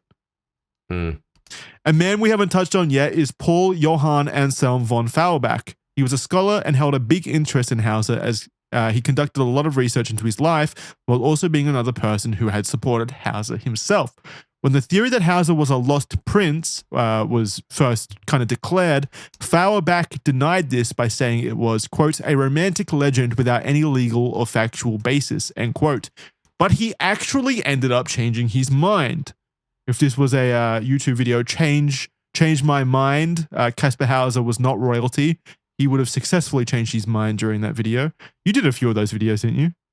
Yeah, I did a couple of those. Did you? And they were fairly successful. It's just that the thing is, Australians just aren't as combative as Americans are. You don't have those big debates. You put out something controversial, and then everybody just looks at you awkwardly, and it's just thinks like, okay. No one wants the limelight as much as Americans do with their media. No, Christ, no. Yeah. I would imagine even if you went on university campuses and did it, if you were indeed allowed to, which I don't think that you are, I would imagine that the university students generally would be kind of just up for a laugh. Yeah, just pranking. Fairly pranking, yeah. You Sucks should being Australian for that. I'm telling you. You should bring it back though and actually go to university campus and do Change My Mind. Caspar Hauser was a royal prince. Oh man, no one would know what the fuck you're talking about. Bite? Would you get one bite? everyone would just walk by you. It'd be so funny. Maybe one professor would be really triggered by it. Yeah, Caspar Hauser was a prince, not on my watch. Kicks over your table, punches you in the face. I thought this was a place of debate. This is a place of education. I'm going to educate my fist into your face, bitch. Where was I? It'd be great to get punched in the head by one of those real beta-looking university lecturers. You know, the sort of balding head, the really weak little arms, the Weasley posture. That guy smacking you. That'd be incredible footage. Why? Just fetish-wise? I'll probably try and give it a wank or two. I don't think it'll work out, but I'll give it a go. Give it a go. But give it I think good old college try. I'll give it a shot. I'll have a go. Anything once. I just think that it'd be honestly footage that it would become an immediate meme if that guy tried to lay like a WWE SmackDown. It'd be great for your online career, wouldn't it? But regardless, Fauerback, so he changed his mind. Quote, I discover Caspar Hauser's probable origin as a prince of the House of Baden and send the Queen Mother of Bavaria at her request under a princely oath of confidentiality a memorandum which contains the dreadful secret. End quote. This memorandum that he talked about contained only speculations from Fauerback, and he insisted that the evidence was only circumstantial. In it, he opined many of the same things we've already gone over. The fact that Caspar had been kept captive for years was indication that he was a legitimate child, as ordinary people would not commit a serious offense such as this for 16 years. He believed that he was kept captive to save his life, and the fact that he had never been ill suggested the cell must have been extremely clean and freed from insects and rodents, implying some level of wealth, let's say. He was also fed regularly, and he had a toy horse and dog to amuse him. I think a toy dog. Caspar had never spoken ill of the jailer and never complained of his treatment. On the basis of this reasoning, Fauerback concluded that Hauser had been swapped with another baby at birth, which was either dead or about to die, for the inheritance plan to play out. He was then taken to Hungary, where he lived relatively freely for several years until his life was endangered by some cause, potentially by the royal family discovering the plot. From that point, he was then hidden in the cellar to be kept safe. Rather interesting, I think. Look, man, honestly, I'm back on board. Yeah? Don't you think that is something that, palatial intrigue would do, especially developing at this point when royalty wasn't as medieval as it was. Things got more civilized, and I thought that they'd maybe think, look, I can't really offer prince. It's a bit extreme. But again, you say that, but I still don't understand.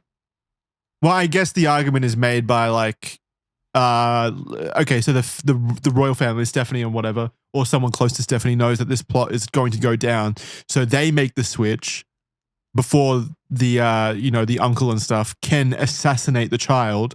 So they make the switch, and the other child is already dead. So they make the switch. I was going to say, if it was a plan orchestrated by the uncle and the power-hungry people, then they would have just killed Hauser in the first place. Like, there would have been no need to keep him alive in a cell for 16 years. So this would have had to have been done by someone sympathetic to Hauser. Yeah. Well, it's also, that man in the eye mask thing happened, right? It's not just a book, yeah? I don't know.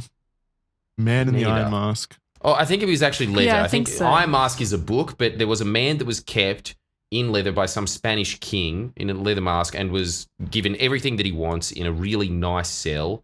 He just wasn't allowed to leave the cell ever. Mm. Well, I mean, so there's historical precedent then for this kind of thing to happen. It could happen.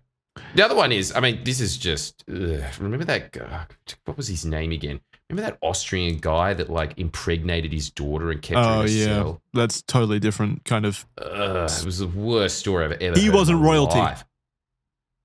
Well, you go far enough back, maybe, but like he was, like that. Yeah. Those kids when they came out, because it was one of those. This is what I hate about these kinds of things.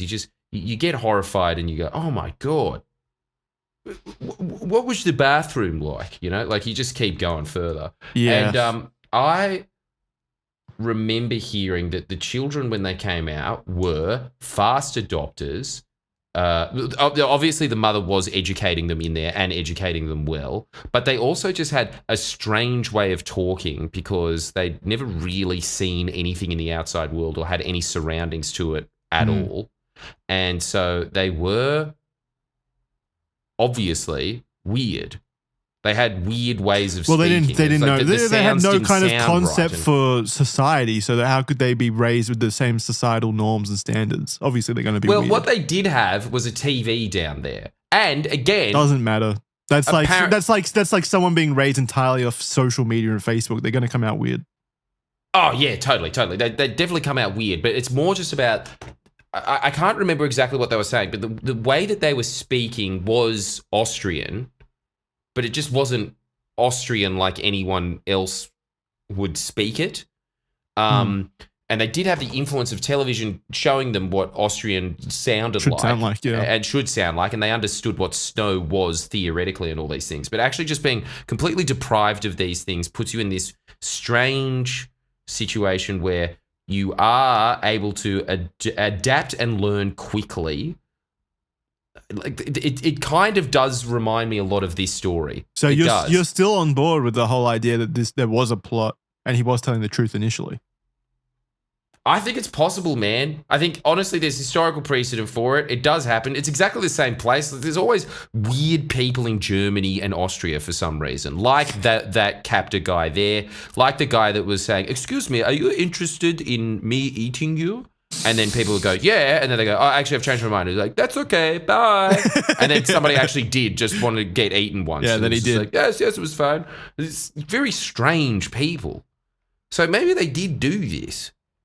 Well, I mean, it doesn't even have any... this particular story doesn't have come down to necessarily any level of strangeness. It does come down to royals manipulating things for their benefit, which is obviously historically...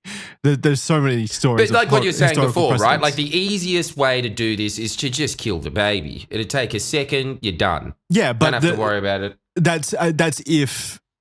The perpetrator was the uncle that wanted the power. Like for this, like I said, for this to work out, then it needed to be someone that was loyal to the child and Stephanie and that side of the family, as opposed to the bad people, the bad royals, let's call them.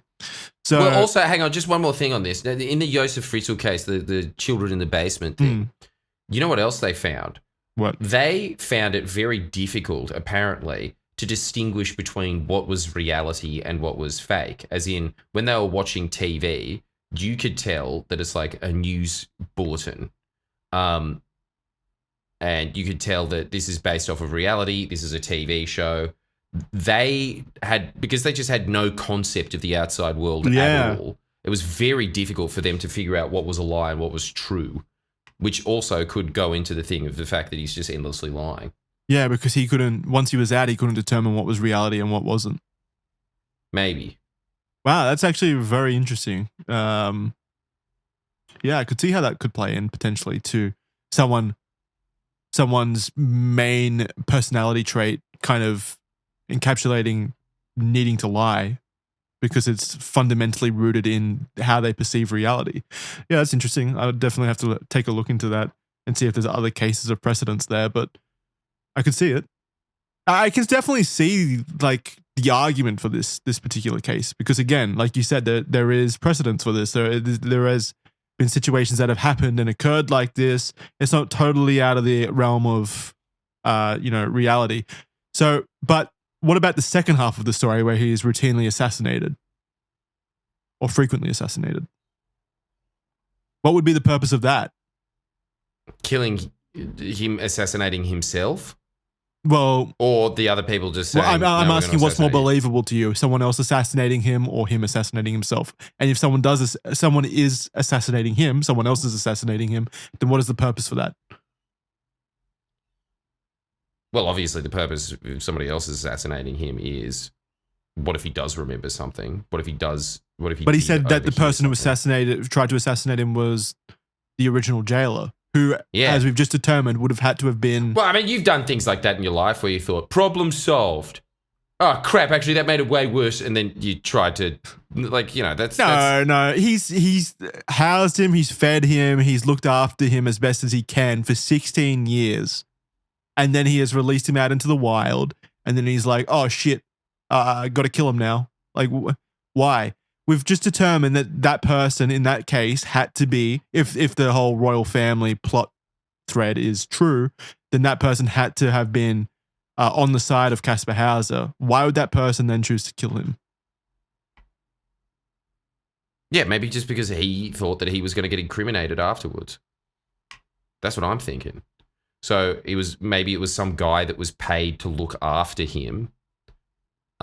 He went out and then he thought, fuck, one day the cops could get me, and decided to silence it then. Fuck, the cops could get me for that. So I'll murder this guy who's friends with a British royalty guy. I think that's going to lead more questions, is it not? Well, if he was in a black mask and everything like that. Who knows? But he was in I don't know. The scale of the lies afterwards, it's not the scales of the lies, like him attempting to potentially kill himself. If they were lies, he was going to extreme odds to kind of create these lies in the first place.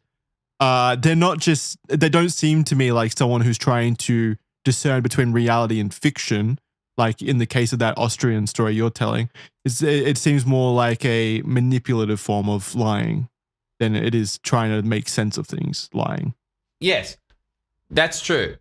That's definitely true. The other thing that I would say that's in defense of the guy constantly lying, it is usually a case of children that do have traumatic upbringings that they lie a lot. They lie a lot. For attention and for comfort. That's what I talk about, like people that just grew up with as raised a security foster blanket, kids. yeah, because they don't want conflict, so they lie to prevent the conflict from happening. Plenty of things like that, but also like the scale. If these were lies, he literally would have had to stab himself in the chest to create the lie. Yeah, that's such an extreme. I mean, it's so extreme. Oh, it totally is. Look, Jackson, I just really want this to be true. Yeah, I know. I do too. I would obviously. You got to convince me though. That's your job now. I honestly think out of the things that we have talked about in the past, this is definitely up on the scale of could have happened. Yeah, could have. This theory is not the secondary theory is not something that you could completely discount. No, I agree. It's possible. Yeah, and it's I mean, I could see it. Like we said, there's similar situations that have occurred.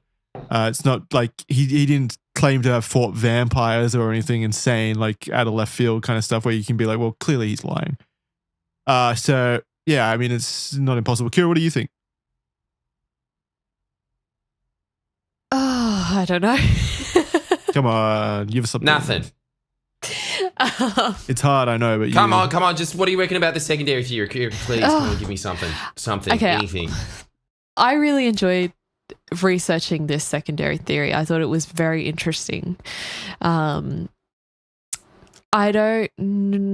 agree that out of all the theories and all the things that we've talked about, I did look into this and I was like, oh, maybe. Like there was nothing that like precluded it from being a possibility to you? I don't know. It did seem like it does with what you were saying with the child in how he was kept alone and then taken out and then sent to kill straight away. It does seem a little bit. It does sort of cut it for me. Yeah. But I found all the information really interesting.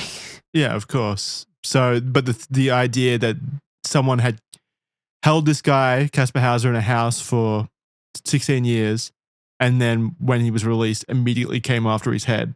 That kind of seems like too much of a leap for you. Yeah, like why? Yeah, exactly. Why would they do that? Yeah. I do understand the argument that you do something and then you sometimes look back after and you're like, that was stupid. Why did I do that? And then you like go to fix the mistake, but I don't know. Murder is such an extreme for that, especially Well, since that's he's your shown only some level option. of care. In that scenario, that's all you can do. No, you could be like, hey, come back. Oh, just grab him again. Yeah. Free capture. No, you don't even have to grab him. Just say, yeah, you want to come back? We've made some upgrades to the cell. There's Wi-Fi and TV now.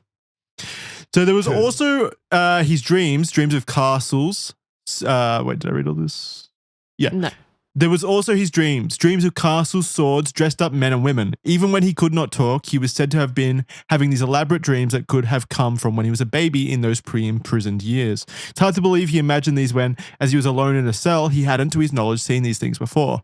It's out there, a bit wild, but stranger things have happened in history, so it's not entirely unbelievable.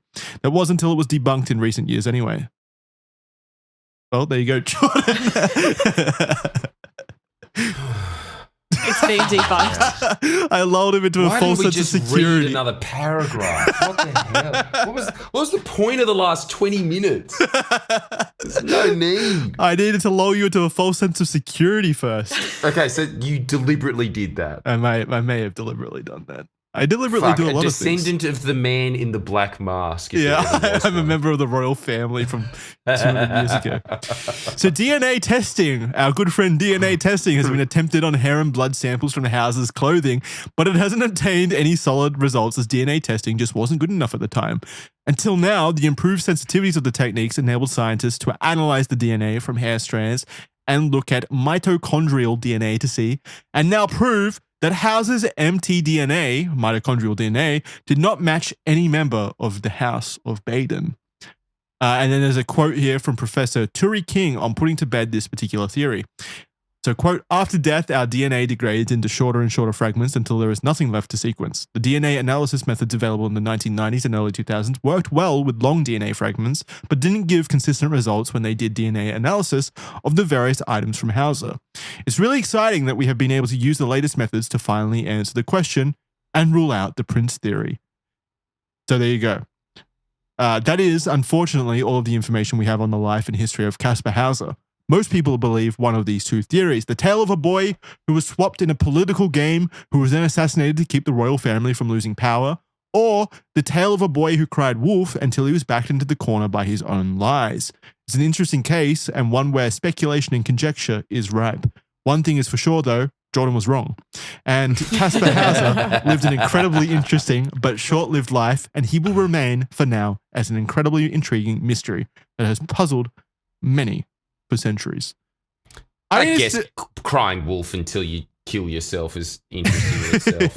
Yeah. It's pretty interesting. To me, he could still be a lost prince of a different family. It doesn't completely rule it out. Or maybe the DNA sequencing is wrong. But what's the point of that? But look, that's it, right? If it was wrong in the OJ case, it could be wrong here. We can't be sure of it. I mean, they're testing such specific DNA. Who knows what it could mean? Maybe she wasn't. Wait, no, she would have to be the mum. Does that mean that there is no other theory then, Kira?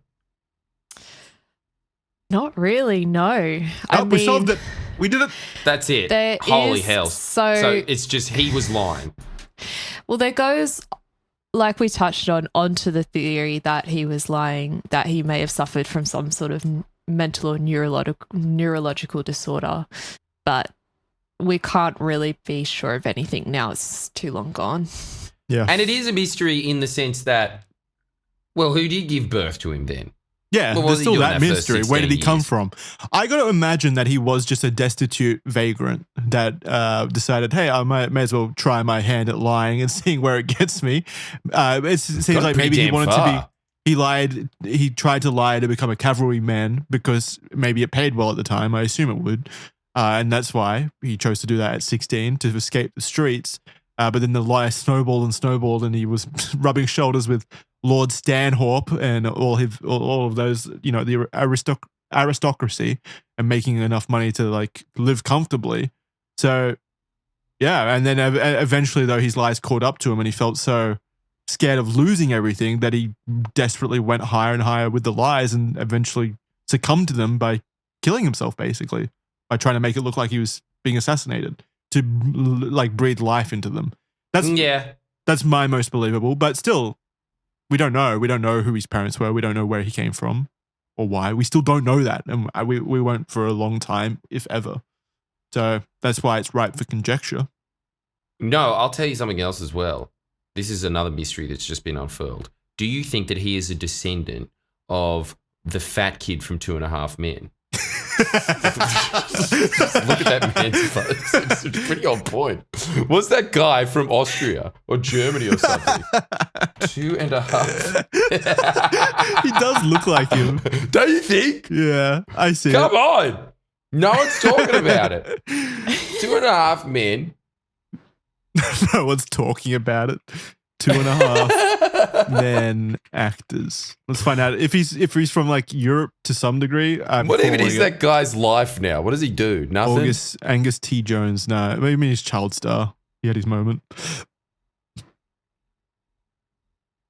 Unfortunately, he was born in Austin, Texas. Yeah, but what's his ascendancy? True. Angus T. Jones, if you're out there listening, we got a 23andMe you. Find out where you came from. What kind of life your ancestors lived. Where the hell is his early life? This man is as much of a mystery as Hauser. There's nothing there. We'll do part 2. Basically exactly the same. At 16, he turned out of nowhere and then was on set. And originally it was called 2 Men, but they had to give him a job. He showed up on set with a note saying, act to me.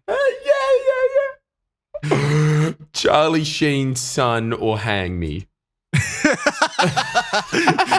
Charlie Sheen took one look at the note and took pity on the poor boy. He said, "You will be the half man now." Angus wept. He learned his lines very quickly. And took to the Hollywood life quickly. Alrighty, so that's going to do it for this episode. We've got a members question time right now for all of our Patreon members as well as our official.men members, the people supporting the show the most. If you want to join them, you can sign up at official.men for a free 7-day trial to ad-free early access Red Thread episodes. You get all Red Thread episodes ad-free. You can listen to it on Spotify as well if you connect your account. And they are also delivered to you about 4 days free. So you get very early access. And we also put out a question thread each week where you can drop questions and we'll read them live on the show like we are going to do right now. Big thank you to all of our members. Thank you to everyone for listening, of course. Thank you. Just listening helps out a lot, and sharing the show with your friends, rating it as well. All those things help. But if you want to, sign up for those benefits, official.men for a free 7-day trial. Members can utilize those subject question threads to ask questions we'll tackle on the show, like these. First one's from P-Dog. He says, if you were in charge to give Kaspar his first proper meal, what would you say it must be? What's the most nutritious meal? Give him your finest mutton. That would have been the best meal back then, surely. But mutton and potatoes and what else? What am I, an 1800s fucking peasant? That sounds delicious. Sounds sick, doesn't it? Yeah, it sounds so good. I actually had lamb shanks for dinner last night. It was so good. That's basically like modern day mutton. It's mutton. Yeah, it's so good though. Don't they say that like if you don't eat for that long, like for a long amount of time, you need to wean yourself in, otherwise you will just die from your stomach exploding? It can make you sick. Yeah, but he's not a starving African child. He had bread. Yeah, but is bread... Okay, we're going to get to that eventually. There's another question to do with the bread. Oh, okay. Yeah, in that case, I'd say... I'm going to play it safe, though. I'm going to say, let's toast that bread and put some Vegemite on it, and then we'll see how you do after that. I think that's going to be my first meal. Jesus Christ, could you imagine how much someone in the 1700s would hate that? They think it's witchcraft. Not from Australia. Yeah. I think that honestly, look, I am with the rest of the world. It is foul. No, what? Why, but what? Like, I don't know. I was. Everyone is always talking about how bad it is, and I said, "What the hell's wrong with you guys?" And then, because so many people are talking about it, I did take a bite once and look down at it and goes, "It is bad." What the hell is it? Did you do the American thing though, where you literally take a spoonful and just eat that? No. Did you have it on buttered bread? Yeah, no.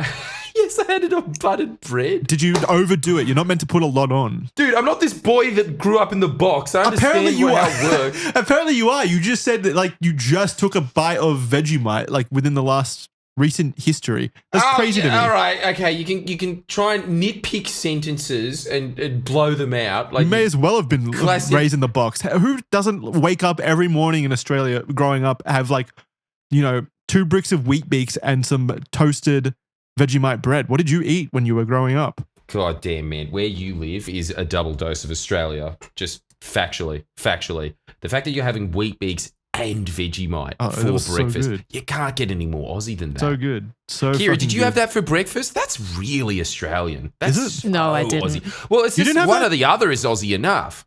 You didn't have that, Kira? I would either have cereal or toast and orange marmalade, I think, most of the time. Ew. No, what was the cereal, though? I wanted Cocoa Pops. I think most of the time it was cornflakes. Yeah, I know. And isn't it so pathetic now looking back at it? And for whatever reason, our parents were saying, no, it's healthy.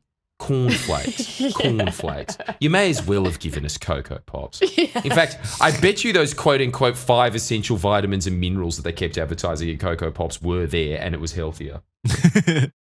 I think I had like Fruit Loops on holidays. Yeah, that was always the tradition, wasn't it? Unless you came from like a really POV household in the ghetto, then you had Fruit Loops every day, probably for dinner as well. But like other than that, I reckon Fruit Loops was we're going to a holiday house. Yeah. Yeah. Oh, when you go to like a holiday home and they had those like or like a caravan boxes park for some reason. The tiny boxes, yeah, they were so good. Yes. I love those. That was so exciting. Yeah, I mean, they were exciting, but it was pretty much the same thing as when you got Napolitana ice cream and you'd be like, yay, 3 flavors, 2 of which I don't like. Yeah, exactly. But the choice is there. The choice is there. We were given the freedom. That was the first freedom that children would get, is choosing your cereal flavor on holiday. Yeah. So good. Americans, let us know if you had those same little boxes in crap hotels. Do you still eat cereal? Oh, yeah. Yeah. What's your main choice? Actually, now that I think about it, no, I don't. I'm still just thinking about the fact that I'm 12. I don't eat it at all anymore. What the hell? No, for the last 10 years of my life, all I've eaten is fruit in the morning. That's it. That's pretty good. That's something. Well, it is definitely something. You know what? Now I've moved into it. I've just been like, nah, I'm just having acai smoothies from now on. Oh, dude, acai is so fucking good. Yeah. Haven't you noticed that? I don't know if the same thing's happened in America, but it is completely taken over everything. You see flags out the front of every cafe. Yes, we have acai. Yeah. It's like Beanie Babies back. But it's so good. It makes sense. It's so good. Yes. Yes, it is. Me, I have Sultana brand. That's the only cereal I eat. I think it's Raisin Bran over in America. Raisin Bran. No, yeah.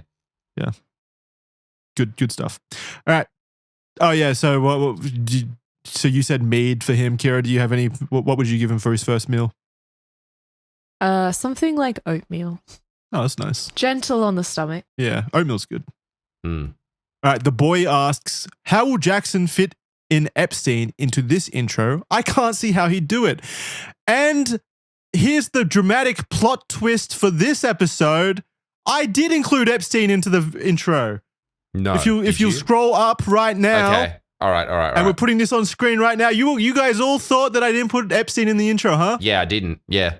Well, if you highlight every single first word of each sentence, it spells out Jeffrey Epstein. No. Jackson's No, are you twist. kidding? Every single word. JEFFREYEPSTEIN. Jeffrey Epstein was in front of your faces all along, and you didn't even notice. You fools! Holy shit. Fuck. Jeffrey Epstein strikes again. I'm serious when I say this. This is the most impressive thing I've ever seen. Ever. I can't believe it. You made like some murder mystery little note. And I left it until the end. You guys had no idea how much I wanted to say it right at the beginning, but I realized there was a Patreon question where I could fit this in very nicely and leave it as a little twist at the end.